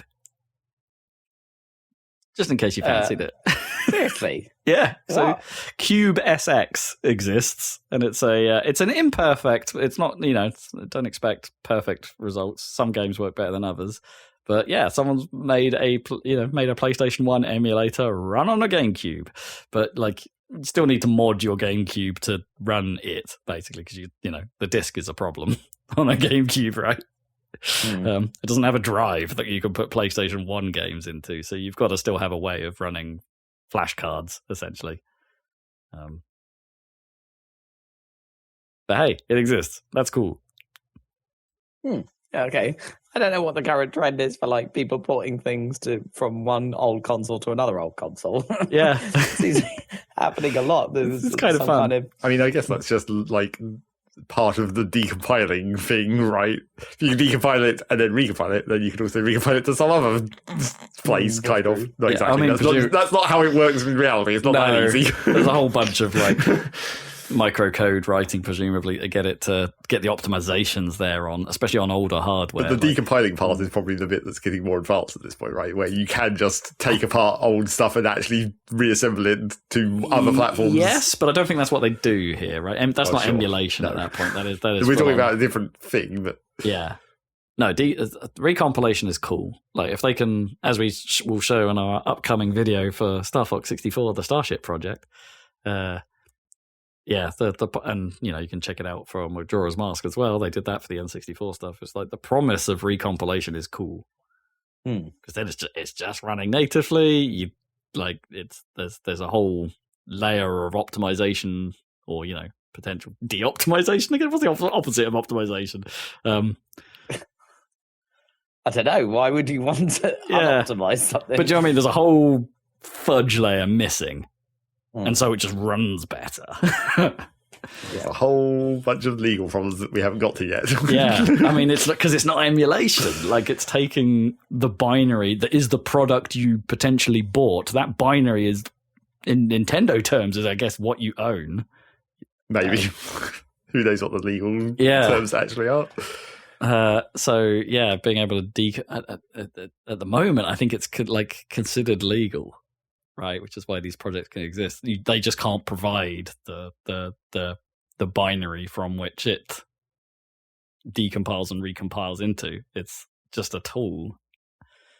Yeah, that is. I would like to see that scene get bigger, obviously, because the results so far on the N64 stuff have been great.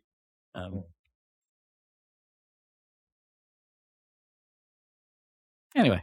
That's all I've really got for news, unless anyone's got any side news of weirdness. Well, apparently, that sale of the Take-Two sub-studio with KSP or whatever. Oh yeah. That we found out who owns Kerbal Space Program now. Apparently it's some ex-Annapurna dev from when they had their layoffs or quittings or whatever that was.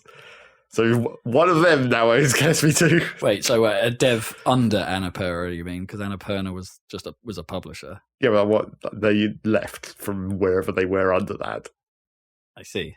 They had that. Annapurna basically folded. All of their staff walked out. Yes. So it's one of them. It now owns Kerbal Space Program 2, apparently. Which makes it slightly more likely that anything will happen with it than it being just some investment company, but not that likely still. Right, yeah. So someone left Annapurna, they've started their own thing, and they now own... Yes. Wow, okay. So we'll see. It continues to be on Steam as early access. Okay.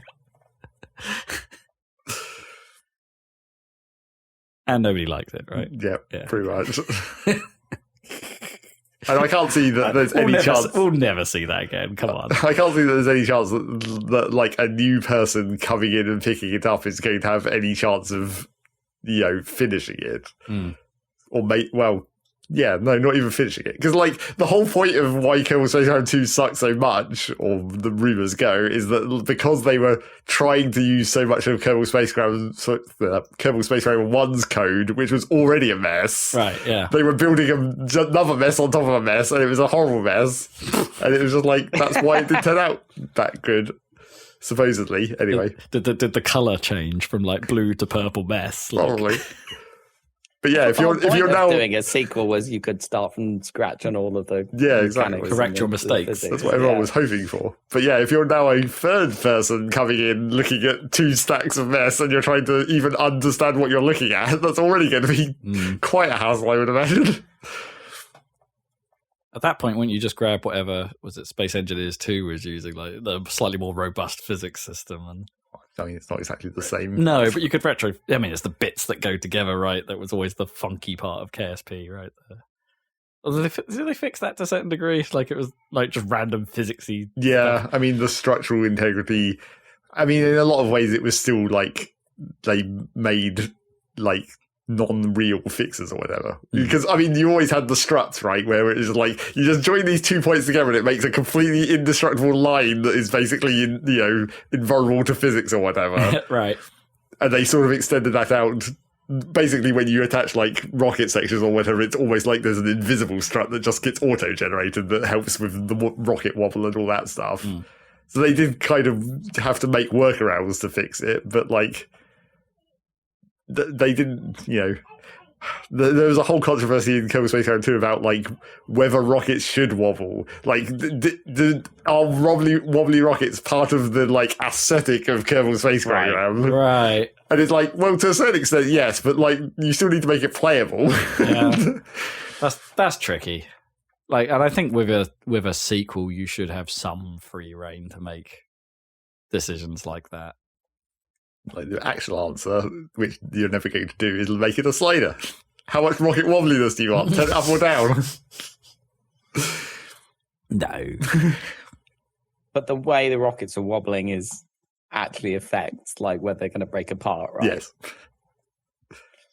I mean, a certain amount of that is neat, right? Just for not just Kerbal Space Program, but like rocket aesthetics, right? Because they do wobble. Well, yeah, it's like it is realistic, except normally not on the scale of Kerbal Space Program. Yeah, if they wobble as much as that, they immediately explode, right? Yeah. But yeah, I can't see that a third person and coming also, in is going to succeed in reassembling this. Like the tanks of a rocket are like they're pretty thin, the walls, right? It would just buckle immediately if it wobbled, like right once the pressure of the fuel had diminished, because they're pretty thin, right? They're just mostly just fuel and oxidizer under pressure, right? Well, presumably the pressure doesn't change that much intentionally, because otherwise that would change the physics too much of the whole structure. I imagine they probably like. Well, they wouldn't be structural. Well, yeah, that too. There's other parts that deal with the structural integrity. But yeah, I don't know what's going to happen. Like, I feel like at this point you might as well throw out all the code and just keep the brand and start over. But I'm not sure you could keep selling that as KSP2 on Steam. No, you'd have to reboot it in some form, and maybe go through the expensive process of potentially refunding those that went into the KSP2. They're fine. They've got the early access label on it. Or just give them free access to whatever KSP becomes. Sure. They're always around it, but I don't think that, there's no requirement. How many games have there been that early access have never finished? So many. I mean, yeah, many. so many. Many. Like the real question during this, it is the risk of early access, right? You are in a weird way kickstarting a project that you can play immediately. Yeah. It's the real question that everyone had about between the sale and now was like, if you bought KSP2 on Steam during that period, who was getting the money? Right. Yeah. Where was that money going exactly? The company doesn't exist any longer. There's always a chain. Yeah. It always goes up a level. Take-Two, probably. Yeah, probably. It's always Take-Two. Bought a Nintendo game, Take-Two probably made some money off it. Somehow. Is that the news? Yeah. Somehow we managed to make a news section out of the non-news that there was. Yeah. Well, actually, I just remembered a bit of news that I forgot to write down. I watched all of the Like a Dragon Direct. Oh, right. Because everyone has to call it a direct. Yeah. It's basically like a deep dive on pirate Yakuza in Hawaii. Spoilers. A little bit, yeah. I mean, not story-wise. Actually, well, sure. they managed to... But the gameplay is kind of important too. We already knew about, Majima is a modern-day pirate somehow, however that works. But a modern-day... it's in the modern day, but Pirates of the Caribbean style. I still don't really understand how that works, but never mind. They'd already shown us Madlantis, right? This is their version of of Purgatory, I guess, the sort of casino area and stuff like that. All of that's still there. That's where all the most of the mini games apparently have moved. So golf is back. Enjoy golf. But they also announced what their big mini game is this time. Like if what was it called? Doki Island. Was that what it was called? Dondoko. Sorry, Dondoko Island from Infinite Wealth. Right. Wasn't the Animal Crossing thing. If that wasn't a big enough mini game for you, was too big a mini game, I should say. Pirate Yakuza has got something for you. They've basically, of course they did. They've taken Assassin's Creed 4 Black Flag and made that into its whole like mini game thing. So boat on boat combat with what looks like pretty robust mechanics, but of course with that usual Yakuza flair of being everything's a bit mental. Like, oh yeah, you can put guns on any side of the ship. You can dress your ship up so it looks like an anime, like uwu girl, I suppose. Like it's you're going to be cell phoning people to come and do special attacks. Yeah, probably. Yeah, you can. I mean, you can put laser cannons on your boat. You know, it's. Well, I mean, you can stand in that makes sense. You can stand in the crow's nest with a rocket launcher that freezes boats. It's.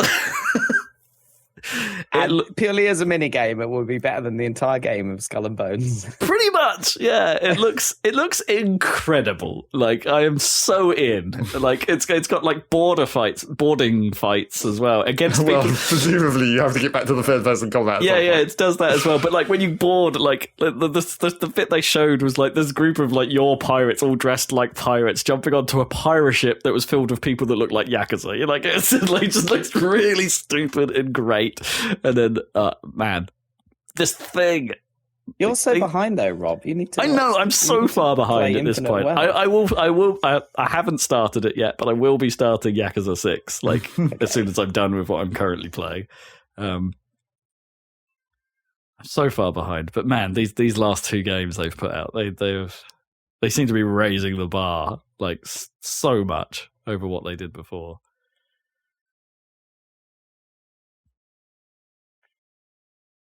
I don't know if it will be out in time by the time we actually get around to sorting our Fantasy League out. So. But this looks cool as hell. That's all I've got to say, really. It looks and amazing. That's the end of the news. What you've been playing? Zachary Burgess, what have you been playing? Well, this last 2 weeks, basically only one thing, and it's another new thing. Got dragged into another new random game. Oh, did it have an early access tag on it? Yep, it sure did. And it's been in early access for quite a long time. Actually, probably not that long. Actually, I'm not entirely sure, but I've known about it for a number of years, and I was sort of waiting for it to become like, a bit more finished, or not necessarily finished, a bit more featured. But yeah, it's a game called Stationeers, which probably the easiest way to describe it is basically like Space Engineers. Yeah, it's like Space Engineers, but it's also like Oxygen Not Included, except in first person. Huh. Where it's the main thing that it does mechanically is like managing gases and temperature and all that stuff, like Oxygen Not Included. Except in this game, it goes. The Oxygen Not Included is like kind of simplified because like gases don't mix; they like settle, so they end up in layers. But each tile only contains one type of thing. Okay. So it's like, here's a carbon dioxide tile and here's an oxygen tile. It's not, they don't interact. Whereas in this game, it actually goes full physics, where it's like, this is partial pressures and you can condense the gas if you overpressure it, and all the gases exist together in a mixture. Interesting. Crap. So yeah, actual physics going on to some extent. I mean, it's still simplified, but. And then obviously the idea of this game is to build little space stations on a variety of different planetary environments. And that's where the challenge is, to deal with heat or cold or weird atmospheres or no atmospheres. To actually make it work. And you just drop in like a drop pod, and there's a lander there with some starting equipment, and it's just like, just build from nothing. Huh. Although funnily enough, like obviously as soon as you land, it's like it's a race against time to not die. But weirdly, the thing that's actually going to kill you first is running out of food and water, because for some reason your spacesuit isn't designed to allow you to eat with the helmet closed. So you actually have to open the visor to be able to consume anything, and therefore you need to be able to build an environment where you can survive doing that long enough to eat. You're going to run out of food and water way quicker than your actual oxygen tank. Wow. That's weird. Yeah, it is weird. It does have a very tiny, like, one-line thing in the lore description of the of the spacesuit where it's like, due to some unknown, some like legal named thing, these spacesuits are not designed to allow to ingest food or drink into them, in their design. So you have to be able to open your visor. They have a patent for Yeah, it. Like... they have some legal reason that you're no longer allowed to do that, unlike in real life. That's quite funny. But yeah, you have to really quickly, and depending on what the environment is, that can be more or less difficult, obviously. Weirdly, the moon environment is classed as the easiest, because, like, vacuum is actually easier to deal with than actual atmosphere. Because, in a vacuum, you just build, like, a box, and then you just drag an air tank in there, and then you just vent it, and then you can open your helmet. It's like, that's easy. Whereas if you're on, like, Venus, where you're in, like, 4 atmospheres of pressure and, like, 500 degrees, you build a box, and you've still got all that in there. Oh, right, yeah, because it's not immediately a vacuum. Yeah. Yeah. I see. So that's why the Venus start is considered the hardest, because it's actually even worse on the Venus start, because the walls that you can build at the start of the game have a pressure tolerance of like 2 atmospheres. So if you were to build a box on Venus and try and vacuum it out, it would just implode, because the walls literally can't handle that pressure difference. Too much difference, yeah. Would that give you enough to start venting into? Well, I was trying to figure out how you would do it, and I think you'd have to do it in almost like a thermos flask where you have double layer. So you half vacuum out the first layer so you can fully vacuum out the inner layer. Yeah. Because then the pressure differential between each layer is less. Yeah. I see. Maybe. We haven't tried that yet. We've tried the like, what is, I guess, considered the second hardest planet, which is a fake planet, not an actual planet. It's this volcano planet, basically, that's also orbiting a black hole, but that really doesn't have any significance apart from it looking weird. But that's still the equivalent of a sun, essentially. You still get solar power off it and all that. But yeah, that has an atmosphere where it's like, it's 127 degrees at night and 600 degrees in the day, but there's not that much, like, atmosphere density, so it's not super difficult to pump it out of a room, and the heat transfer coming in off that isn't super bad either.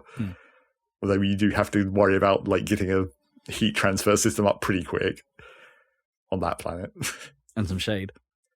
Yes, we deliberately built our base with no windows, because it's like, you don't want the light coming in there and just heating everything up more so than the heat just comes through the walls anyway. Although that is one of the things where that game is kind of one of the weird systems where, like, you have this super complicated gas system stuff with all the partial pressures and whatnot, but, like, an iron wall made of basically just an iron plate is pretty insulated considering what it's made of. Weird. I mean, I feel like they could change that. They just have to change the starting equipment that you start with to be, like, insulated walls or whatever. Because obviously the whole point of the starting equipment is you're limited by that until you can actually start mining resources and refining it yourself. So really changing them to insulated wouldn't change the way that works much. It would just be slightly more realistic. And maybe even potentially give you some more late game options for having walls that are able to like radiate heat. Right, yeah. Which could be useful. Especially on some of the other planets where it's like super cold outside. Then you can do inverse air conditioning where you just let the heat out instead of in. Right. But yeah, with all the gas systems and whatnot, it does get quite advanced on the lava planet I've just finished building our like weird 2-stage air conditioning system where like you have to turn on the first air conditioner at night, so you're only starting with 127 degrees. That cools down a store of gas that's basically a sealed tank. So that just like pulls the heat out of that gas and shunts it into the cooler atmosphere. And then during the day, when the actual atmosphere is too hot, you turn that off and then use the middle tank to cool the inside of the base. So you're like, because basically the temperature difference between the gases you're cooling determines how efficient the air conditioning units are. So if you tried to do bigger difference, more efficient. No, bigger difference, less efficient. Less efficient. Okay. You need them to be close-ish. So that's why you're going from like 127 degrees night temperature. This mid tank cools down to like 100 degrees, and then you go to the inside of the base, which is like 30. So that's still not super efficient, but it's more efficient than trying to cool with like 600 degrees daytime air versus the inside of the base.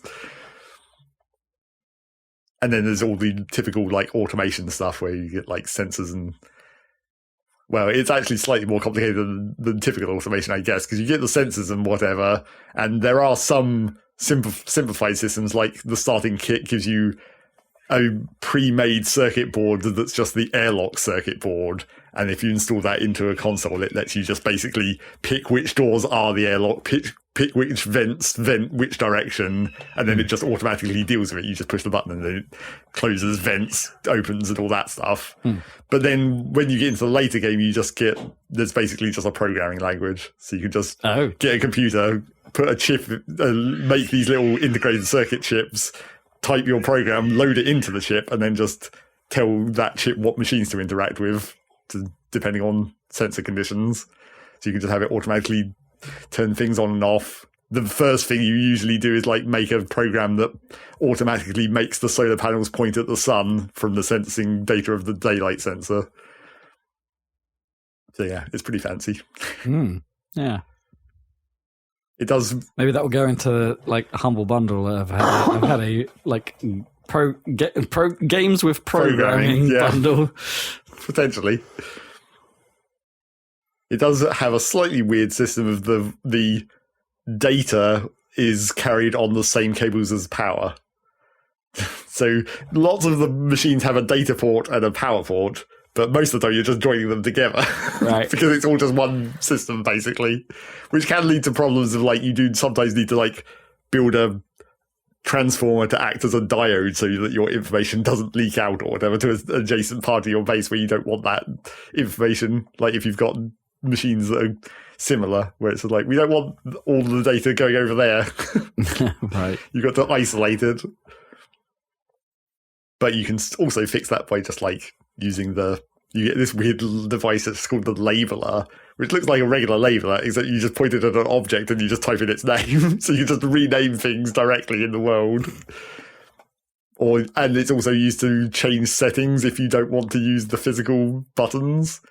Like a lot of things, like a valve has a little manual wheel where if you target one side of the wheel and click it goes up, and if you target the other side of the wheel and click it goes down.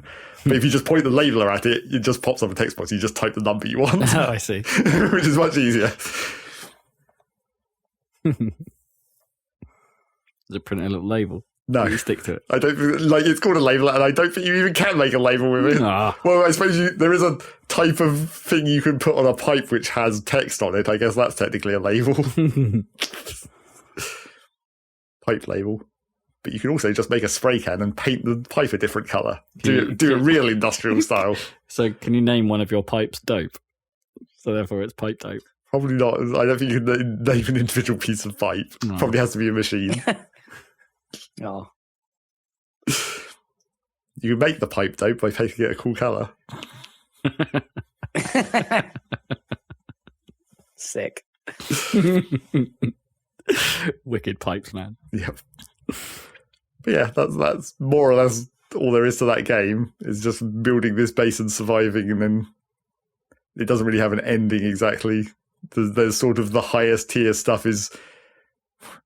The highest tier stuff is usually depending on what planet you're on, because when we're on the volcanic planet, because there's no ices, which is like oxygen ice, water ice, and volatile ice, which is basically fuel, essentially. Because there's none of the ices on the volcanic planet, you start with the kit to build a trading platform immediately, whereas normally the trading platform is like mid to late game based on the resources it takes to make. But because you're having this difficult environment to start in, you kind of need that to be able to, get oxygen, basically. Because there's no oxide ice on the volcanic planet, so where are you going to get the oxygen from? Well, you're going to have to trade for it. So you'll kind of need to have the trading post immediately from the start. Although they do seem to give you a whole extra oxygen tank as well. So you have more time even then. But yeah, the starting equipment determines what the end oxygen game is included. Yes, oxygen is always included. But yeah, on the moon where it's the most basic basics, it's kind of your choice of whether you want to go trading or automated mining or massive. Well, I was going to say massive farming operation, but to do that, you still kind of need to trade for the extra seeds of the different types of plants. But trading and automated mining is really kind of the two end game. It's like the two infinite resource sources, I guess. You have the infinite deep miner that just makes infinite amount of ore, but like it's unprocessed ore, so you actually have to do some steps to make it usable. Or you could just make a trade platform and keep calling in trade ships to get ore that way and sell off plants or whatever the hell else you're making. And then there is also one other weird option when you're starting the game of the brutal start, where it's like you like all that starting equipment, do you? Well, we'll just get rid of almost all of that. Obviously, you still have there's still like a minimum required amount of stuff you need to be able to succeed, but it gets down to like they basically give you a few platforms which are like the base of your base. The base part. They don't give you the walls, but then they give you like the smelter and a solar panel. So you pretty much just have to like build the smelter and the solar panel, mine the iron you need to smelt into the iron that you need to make the walls before all your oxygen shit runs out. So it's the even less start where you just have to basically mine materials immediately rather than having all this free stuff. And I did experiment with that on the moon.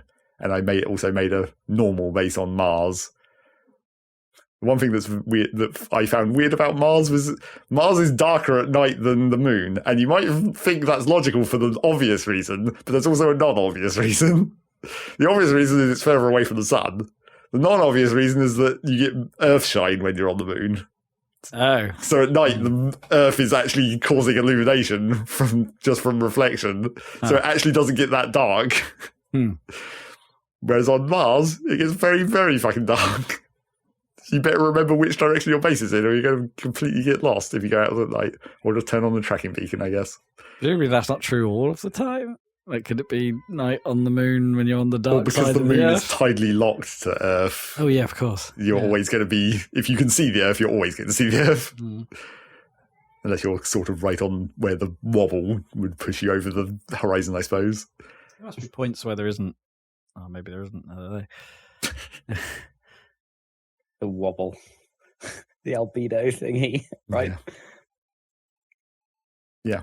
So yeah, that's that game. It's pretty cool. I mean, it definitely feels like, Did you say it was called? Stationeers. Stationeers. For some reason, I was like, something like Space Engineers, yeah. Spengineers? Stationeers. Space dollars. Actually, for some reason, they use euros. That makes even less sense. Spiro. Yeah, that's that game. It's you can definitely see where it needs the more expansion into early access, and it also seems like they've fairly recently taken some stuff out temporarily. Like at some point, it had like rovers and stuff, but they've all been removed fairly recently, I believe, because they're like redoing the terrain generation as well. Oh, okay. So they wanted to kind of work on both of those at the same time, because obviously the terrain generation kind of impacts how you can drive. Right, yeah. But yeah, it's pretty cool, but not super large, I feel like. Right, yeah. So pretty early. Yeah. And that's more or less all I did. One to add to your factory watch list. Well, yeah, exactly. All the early access factory games. I mean, I guess I kind of emptied that list over the past couple of years, right? Satisfactory came out. Yeah, a few of them came out. Factorio came out. I mean, DSP is still not out yet. No, that's true. That's still on there. Although their updates haven't been coming out as frequently. With the there was the Dark Fog update, and that was so large, and then they're still continuing to work on that. But it feels like there's big chunks coming in that rather than a constant trickle. But yeah, so Space Stationeers is now on that list of early access space engineering games. And Spengineers too, presumably as well. Well, yeah, I don't feel like I'm going to get into that very early. That feels like a thing that's going to need a period in early access for sure. I mean, they're already. I mean, I guess it's nice, but they're already saying like you can get into the alpha. Like they're saying it's an alpha, like for real. Even though it's sure, I'm sure it's on Steam. It's just going to be in early access, but they're at least calling it an alpha. Yeah, I mean, technically that's correct, right? Alpha is not feature complete. Yes. Yeah. That's what I mean. It's like anything that's for a change, but they're not actually feature correctly using the term. Yeah. But yeah, I don't think there's any rush to get into that because they've, as with all sequels, they've got to remake the whole of the first game first before it actually includes anything new. So we'll see. And that's more or less all I played apart from yet more Rocket League. Not much has changed there. I've continued to not quite be in Lemon Town, so it's good. Yeah. Just outside on the outskirts of Lemon Town. Yep. Okay. You just got the nade. And what have you been playing, Rob? Yeah, not a huge amount. I had a week of games and a week of not so many games. So yeah, did a couple more Balatro runs. Still working with worked a few more decks through. That I'm currently I think I'm working on. I forget what it's called. I think it's the Magic deck right now, which sounds like it should be quite neat because you start with one of the permanent buff vouchers, and you also start with a couple of tarot cards that. You can hold one more consumable, which is like the tarots and the planet cards. You can hold one more of those throughout your run, and you start with 2 of the Fool, which lets you copy the last tarot or planet card you had. Right, you can commit super hard to something. Yeah, but you really kind of want to commit early. Because you're not getting any benefit from having an extra hand, you're not getting a benefit for an extra discard, you're not got any money benefits with this deck. You've got to try and make something work quick. And I'm finding that quite hard because I'm being boned. I had a good run with it where things seemed to be going well, and the random went normally the random has been not really on my side. I wouldn't say that, but to the point where it's been sort of manageable on a good run where it's okay, this isn't going well, but I could probably squeeze something out if I do something here and scrape by. And you have that moment where you feel you either just scraped a loss or you just scraped the win. You can ride that line quite well. No, I got so hard bad random that just didn't go my way, where it's just well, this is actually impossible to win now. Oh, okay.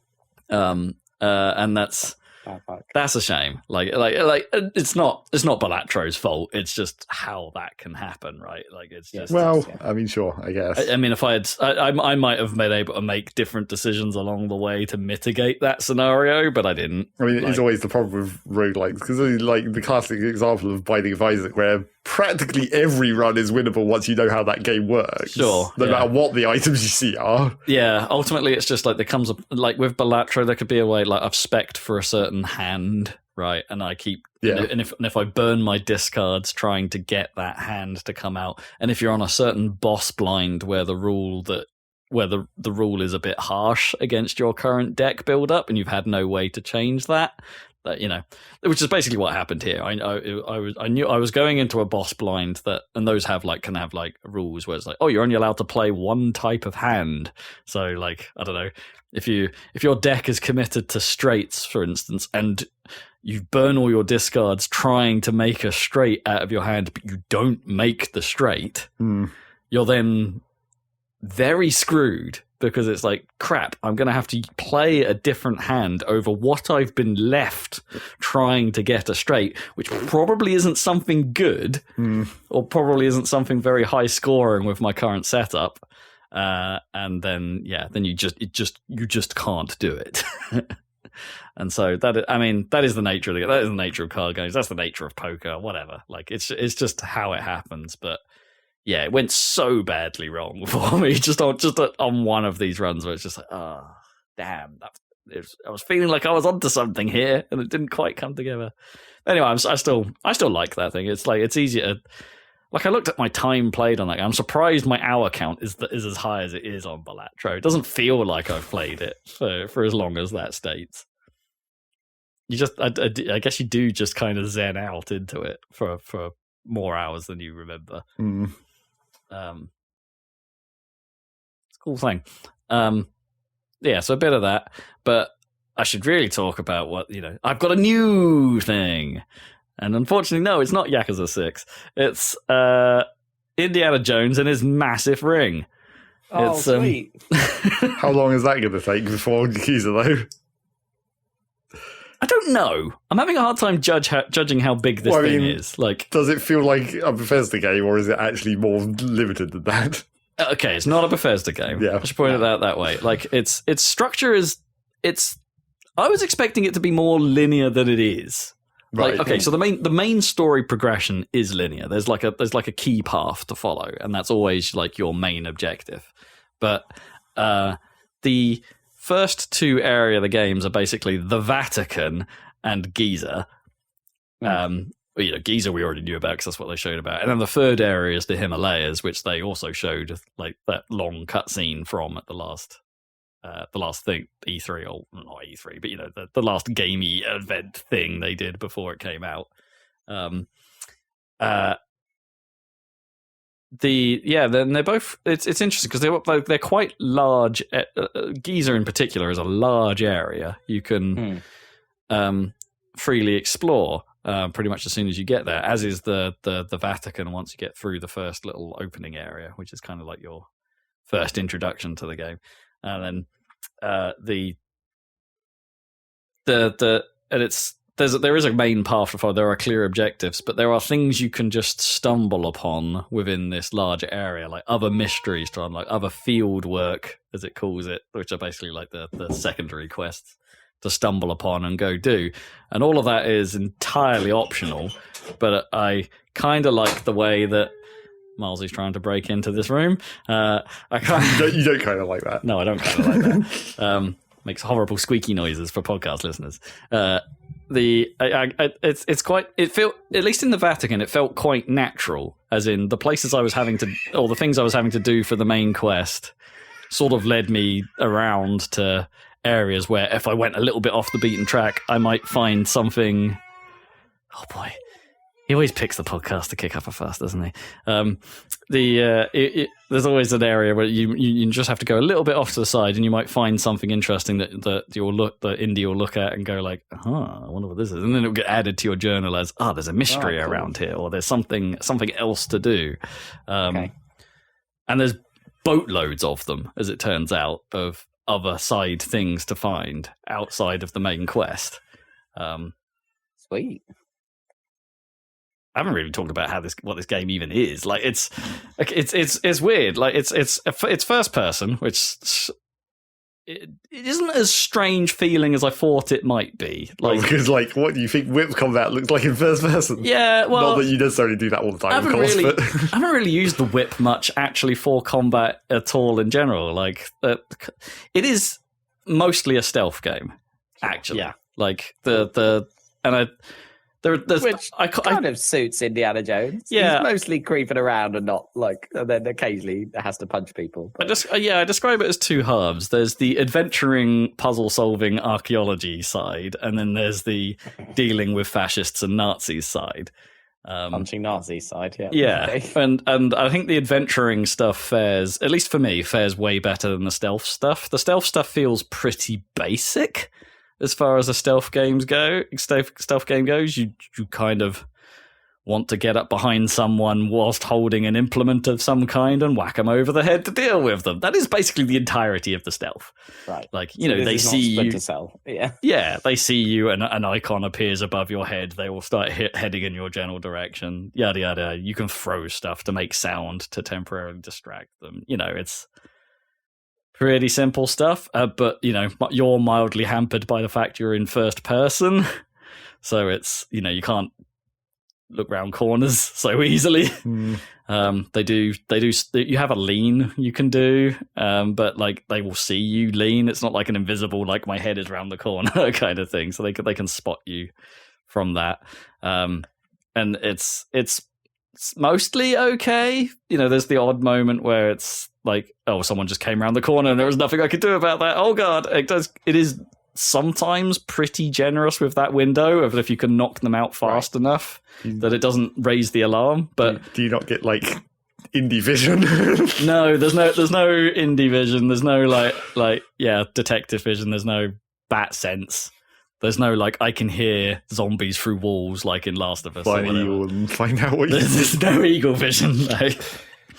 There's nothing like that at all. Actually, there's no marking of any kind, right? I can't just mark where everyone is and know where they are. It's that your biggest clue is actually the fact that the Nazis bark quite a lot. They'll say something or sniff or say something about the environment, like when you're in the Himalayas, they're going oh, it's cold a lot. Yeah. Or in Giza, for some reason, they're sneezing a bunch. I don't know, sand, I guess. Sand. They've got sand nose. They're allergic to dates. Yeah, probably. Don't eat the dates. Yeah, so you can tell that, and sometimes if you've got someone with you, they will alert you that it's hey, there's a Nazi over there. Sometimes, most of the time, they say that though. You're right next to them, and they're like, "There's a Nazi," and I'm like, standing behind him with a shovel in the air. Are there any Nazi monkeys? I haven't discovered a Nazi monkey yet. No, I've seen a monkey. Only one. Yeah. Well, okay. No, there's technically more than one, but one that's right in front of you. One you can interact with potentially. You don't really interact with it, but he's there. Hit the monkey with a shovel. I have not tried that. Is there an achievement for it? That's the question. You shoveled a monkey. Yeah, and they're the stealth can get easier. When there's a disguise system, but the game doesn't always direct you towards those disguises. You kind of have, you can't just steal anyone's uniform and shovel it. No, you've got to find a specific. There's usually something specific you have to do that will grant you that disguise. But eventually, I don't know, you can get the Nazi uniform in Giza eventually, and then once you get that, it's actually wandering around the place now becomes a lot easier because they don't suddenly look at the guy in a leather jacket and a hat and think that's suspicious. So I highly recommend seeking those out, but you don't really know where they are unless you discover the side quest that might lead you to it. I think in both cases, top tip, I think in both cases that is if you find the fighting ring, because obviously there's a combat ring that they will give you money if you win some fights. And it's actually kind of useful for training you to get used to its combat system. So you need to win the shirt off their back, is what you're saying? Well, no. So, no, you discover the ring, but they won't let you in because you're not dressed. Because you need to be a Nazi to fight. Yeah, but that then puts it in your journal as something you need. And I didn't notice it in the Vatican, but in Giza at least, then the journal then pointed me at the area where I might find one. Right. So I could then acquire it and go back, and then it became a lot easier once I had that. So top tip, hunt those down. They make your life so much easier because then you don't have to stealth so much. But yeah, as I say, Giza was a weird one because that the actual main line you're only really using I'd say half the map for the main line, and then there's this whole swathe of extra stuff where there's just optional quests galore to go do. And you kind of really need to do them because, well, you don't need to speedrunning, I suppose. Yeah. But you're encouraged to do so because pretty much everything you do in the game will either will earn you adventure points, but you need to find those and also books of skills. So then you can spend your adventure points reading the book, I guess. But when you read the book, that gives you extra abilities, your combat will be stronger, or you'll get more health or more stamina for because there's a stamina bar as well for combat, so you can't just flail around, swing your arms around windmill fashion and hope to get out of the fight. You can't do that. You actually got to play a little bit smart. And running away can actually be a challenge when things go bad. But then also, I don't know, all that stealth, it's got these sort of slight Uncharted feel. It's not as bad as Uncharted, but it's got that slight feeling of I don't know if I should be shooting people. Right. So I haven't really done Nazis, it all that much. Yeah. When it's got that's how it always works in the Indiana Jones films. Yeah. Like, you just excuse it because there are a bunch of Nazis. Just shoot them. It's like that guy in the first film, right, where he like turns up and he's about to like have that knife fight against his whip, and he just pulls out his gun and just shoots him. It's Indy doesn't care. Indy just casually kills people. That one specifically probably wasn't a Nazi. No, probably. That's just a normal No way guy. to know for sure. He's just a normal man, an innocent Indy kills man. people, Presumably but a cult he member. also he doesn't care, and he will kill people. But also, he doesn't actually kill that many people, but just by dint of not being really a soldier or any kind of, you know what I mean? He's not got a body count that's very high because. And this is like in a weird way, it's quite nice that when you do get into trouble, it does feel dangerous. Like you are, if you get spotted and a whole bunch, like it does alert. It can alert quite a lot of people. Like I got into real trouble in the Vatican once just by like walking into a tent I wasn't supposed to, and someone saw me, but it was in a really highly populated area of fascists, and they all followed me around to this place. But then it kind of highlighted like classic stealth game problems where I hid at the top of this staircase, and they didn't quite make it up the top of the stairs before the level downgraded to we don't care. Yeah. And then I could just walk past them all as they all like were filing their way down the stairs back to the area they came from, and I'm just like walking past them going, hello. It's pretty funny. So that's all the combat, but I think the adventuring stuff and the puzzle side of it is actually pretty neat. The fact that you find a thing somewhere, the thing you find will have clues to somewhere on the map that you may or may not have been before, so you can go find it and deal with that. There are little puzzles and bigger puzzles, and I like the more elaborate, like adventuring in tombs and stuff. I think that's actually well done. And tomb raiding, if you will. Yeah, grave robbing. I think that stuff's well done and feels very indie. The Troy Baker's Indiana Jones, his Harrison Ford impression is pretty good at times. Yeah, it's pretty convincing. There are times where it just dips into that's Troy Baker. Do you know what I mean? Like the voice is pretty close in the first place, but and I think that also translates to the facial model. Like they've obviously tried to capture young Harrison Ford as the model they're using in the game, but every now and then it looks really like Troy Baker. Yeah. I speculate that it's on purpose that it's not a perfect match for Harrison Ford, because I don't know. Doesn't quite look like it to me. No, it's not quite right. And nothing wrong with the technology or anything, or I think you could make a more Harrison Fordy model in that engine. Yeah, I mean, my experience was because you only ever really see that stuff in cutscenes and things like that. It's like my experience with that has been mostly good, but it does seem it definitely falls into the uncanny valley a lot. It definitely the lip sync isn't always great in some scenes. Yeah. Which I've had on a level of Uncharted, for example, which is really good. Yeah, that's really good. Yeah. So it's not quite at that level. I mean, the cutscenes are generally very well put together from a cinematic point of view. I think they are portrayed in what feels like a very Indiana Jones film way. They're generally nailing that vibe. Is what I should say. Not just from the way those cutscenes are cinematically shot, and I use the word "shot" with quote marks, but you know what I mean. They're prepped in that way, and the music feels very Spielbergian as well. The sort of the themes and the way it lingers with the odd dun, dun, dun, dun, motif thrown in underneath every now and then. It's nice. That's very well done as well. But what has happened occasionally is the cutscenes have gone wrong on me from time to time. There was one in particular that Gnome was watching with me where the floor gives way under you, and it happens a lot in this game. Naturally, but it's during a cutscene, and it seemed like my companion fell through the floor, and Indy was just sort of standing there for a bit, didn't even notice the person right in front of him had fallen down had fallen and in front of him, and so he's just gormlessly staring there for a second, and then he falls as well. Like they seemed like the animations were out of sync with each other. Weirdly, like they should have happened at the same time because he just looked so like not interested in the fact that the person in front of him had just fallen through the floor. It seemed really, really odd and a bit off.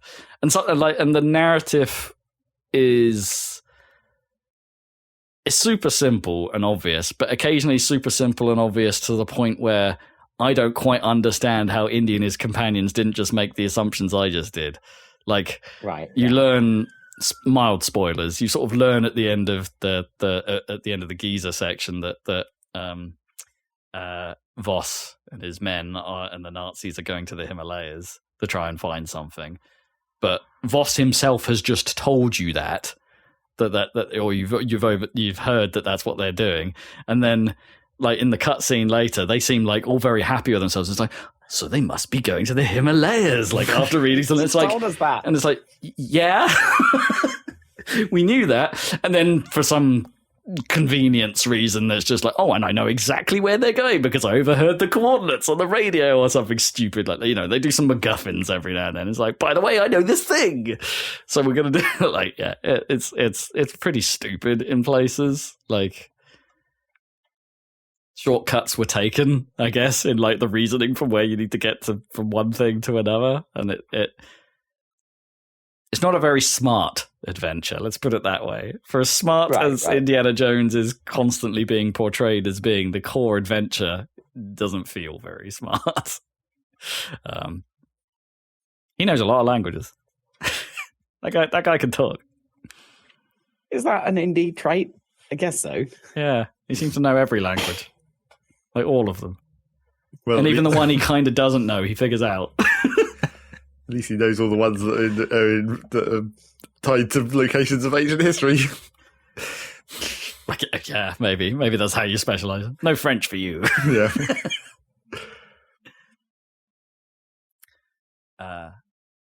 But yeah, it's in general, it's a very good looking game. We were talking about the ray tracing noise thing. It's like you can see it every now and then. Mm-hmm. It's subtle. I think it's used for some lighting. Like rather than like full on path tracing, I think they're using it as an assistance to the lighting in spots, and you can definitely see the noise pattern build when that happens. But it's a pretty good looking game. It's got to be said. It's especially the lighting. The lighting is very well done. Yeah. I'm enjoying my time with it. Like it's far from a perfect game, and it's far from the sort of game I would normally go from because of its stealth emphasis and the simplicity of the stealth. It's not lighting me up on that side of it, like but gameplay wise. Yeah. But I am enjoying the just walking around tombs and finding puzzles and doing that side of it. Like the puzzles are never super deep either, but you know, it's I think you can get immersed in the world of it enough where the simplicity of it doesn't necessarily matter. How many times have you had to pick up an object and look on the bottom of it to see what the code is? Because that's Skyrim. A couple of times, yes. Yeah. That has happened. Like I don't think that's happened in the main quest. Actually, I found a couple of side quests where that was definitely a thing. That happens in LA Noire, doesn't it? Yeah, there was the thing over. Yeah, there was one in the Vatican where there was a couple of objects that had like half a code on them on the bottom, but the code was still encrypted, so you still had to find the leaflet that told you what those symbols referred to, and then you could put it in the. They was all in the same room. That was quite an easy one, but it is strange, like the structure of it. Because then I just randomly stumbled upon this thing that is like. You think is innocuous, and I didn't like. It's just like, oh, that's just set decoration. But I walked, as I was walking past it, I noticed a little X pop up on screen, just on one of its like little details, and I'm like, wait, what? I can interact with this thing, and then go down. And it's like, oh, there's a whole puzzle associated with this thing. You do end up sort of just walking up to any little thing after a while and being like, is that something I can interact with? No. Are you going to be able to go back to these places at some point? Yes. So it doesn't. It just lets you go back. Like it doesn't there isn't a narrative reason for it at all. It's just once you leave a place, you can go to the start menu and basically go, no, I'm going back to the Vatican. So you can go do more stuff. You can earn more adventure points and books and stuff. Narratively, you have to watch like a red line go across a tea-stained map every time you go back. I mean, not during those choices. I mean, you do during the actual main story. Yeah, of course. Of course you do. But not during those. It's pretty quick loading. Is there also? Do you think there's also going to be a like end game upgrade that's going to make it so like things you can interact with glow or something, so you can go back to all the shit you've missed a bit easier? I mean, some stuff. I mean, a lot of the stuff you do want to find and pick up, like objects you can pick up and things. They do glow. So, like, you can see, I don't know, I'd say like about 5 meters in front of you. Like, if you look at something, you can see it highlight if it's interactive, which sometimes makes it nice to be like, if you're in like a tomb or something and there's like a wall with a hole in it, sometimes you can peer through the hole and be like, do I need to care about that? Is that an area is that a secret I can potentially get to? Oh, wait, no, I can see a glow of something. Cool. Right. No, that is somewhere I need to figure out how to get to. Well, you would hope if there was a hole built into this game that there would be a reason to go behind that hole. I mean, it's the problem. Like with a game that looks like as nice as this, like it can be hard to tell what's set dressing, right, and what's actually something you might want to care about. And you need the hole to glow, basically. Maybe, but you're not usually going through that hole, right? You're normally finding a way around it or some other way into that room. Like, yeah, that's the. It is neat. I'm not so into the scorpions. Not because I haven't done much like Indiana Jones, I guess. Yeah, it's just sort of a weirdly crappy mechanic. I don't know. There's mirror puzzles. Get hyped for mirror puzzles. That old classic. Yeah. And I've got ahead of it at times as well. Like I've discovered something and been like, well, clearly there's something to do here, but then the game hasn't given me. Usually when you've got to an area you can do something with, you'll be able to take a photo of it with the camera. Oh, by the way, the way photos work in this game, like every photo is like instant for some reason. Like you're carrying around a Polaroid. You're not carrying around a Polaroid. That's not how it's weird. Like it's not how photos work, game. Not at least not in the 40s or whenever this is set. But I've discovered areas that are important, but because I haven't got to that point in the main quest yet, like it just looks like a fancy room or like a room where there's clearly something to do here, but I don't know what it is that I need to do, and that's happened to me a couple times, and it's like, and then when the story does eventually catch up and you get there, and it's like, well, I could have done all of this when I was here, right? But there was no story reason for me to do this yet. So you just end up in a room that does nothing. And I'm pretty sure that sometimes those environments have changed subtly when the story gets there. So there is something more you can do that you couldn't necessarily have done before. That would be the way to make that make sense. Be like, the Nazis have been digging slightly more or something between the time you first saw this and the time the story actually gets you there. But most of the time not. Most of the time you just get there and it's the same, or seemingly the same, but perhaps there's an object you need that just hasn't spawned in the room or something. So you spend a while looking around this room trying to figure it out, only for it to not be a thing yet. The Nazis should be carrying that with them when they go in the room or whatever. Yeah. It's only happened a couple of times and it's been mildly annoying those times. And I'm pretty sure there's actually, thinking about it now, I've said that out loud, I'm pretty sure there's a couple of rooms where I thought that was going to happen and the narrative didn't take me there. So it's like, oh, God, there's a puzzle I've missed somewhere or something I've missed. The main narrative is actually going to loop back to some locations at some point. I mean, maybe it could.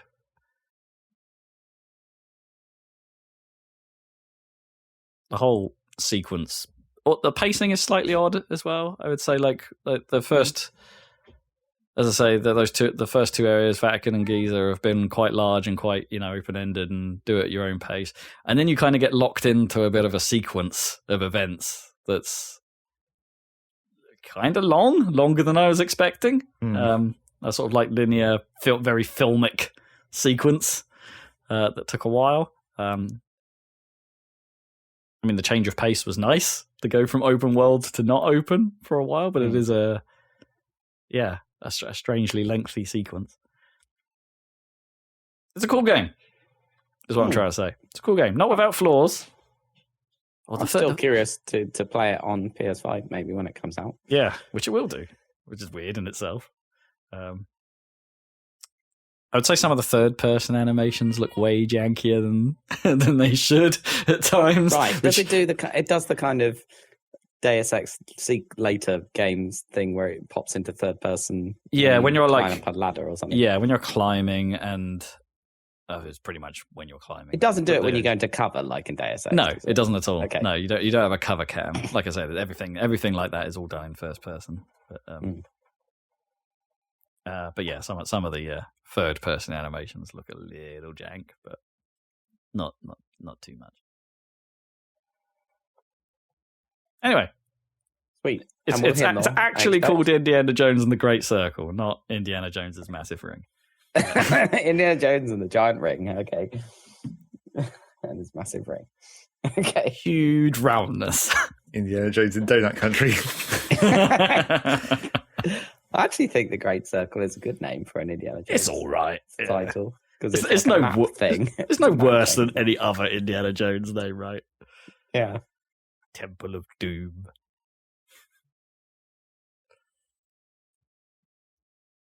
That's what we're doing. Sweet. Video games. Ba ba ba ba. Ba-ba-dum. But how does it compare with Indiana Jones's Desktop Adventures? That's what I want to know. Obviously, the question.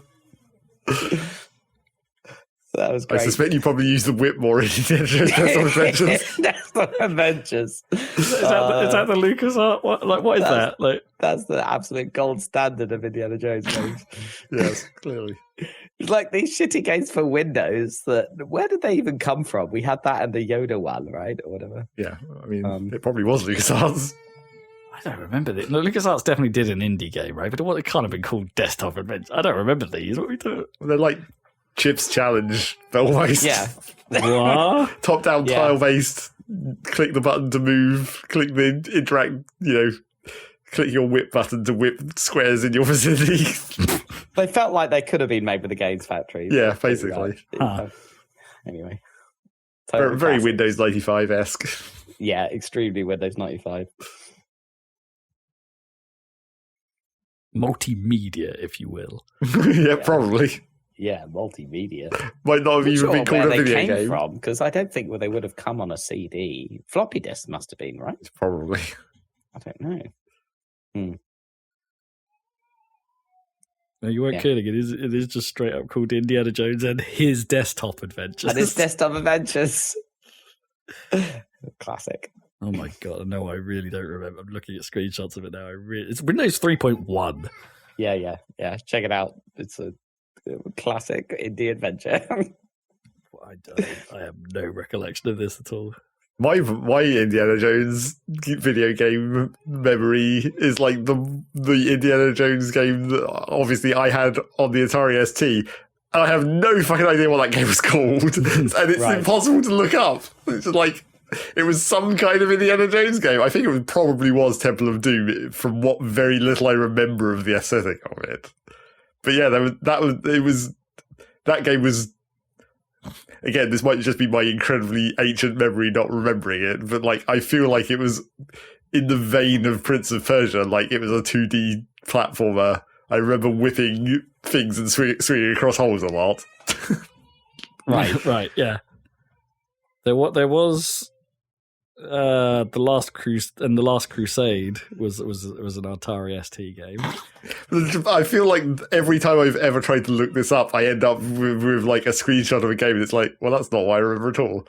But that seems to be my problem with quite a few like ancient ST games that I never really knew the name of or whatever.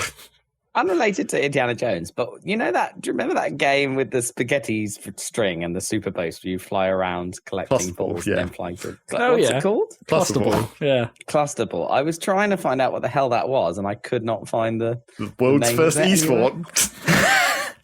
Right, Cluster Ball. Okay, finally found the name of it. Because I thought it was like Hyperball or something. It's not Hyperblade.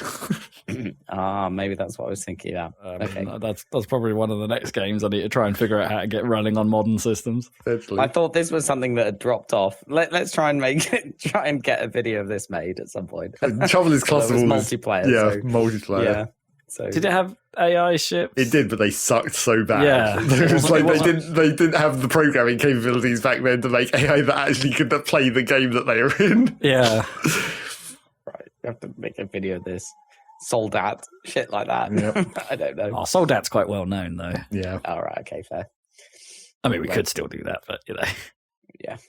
So yeah, we made videos and they're on our YouTube channel. So check some of them out. What's our latest? I think it's Dyson Sphere program. The latest. Rise of the Dark Fog. So check that one out. Star Fox 64 next week. Star Fox coming, and then we'll be back with another podcast in 2 weeks' time. So we will catch you then. Whoop whoop. Whoop whoop. Whoop whoop. Well, that was a lot of fun, wasn't it? Well done, squirrels. We've definitely got our podcast badge, evidently. Your podcast badge. Go give a dog a hug. Doggy hug. Anyway. Doggy hug. Oh.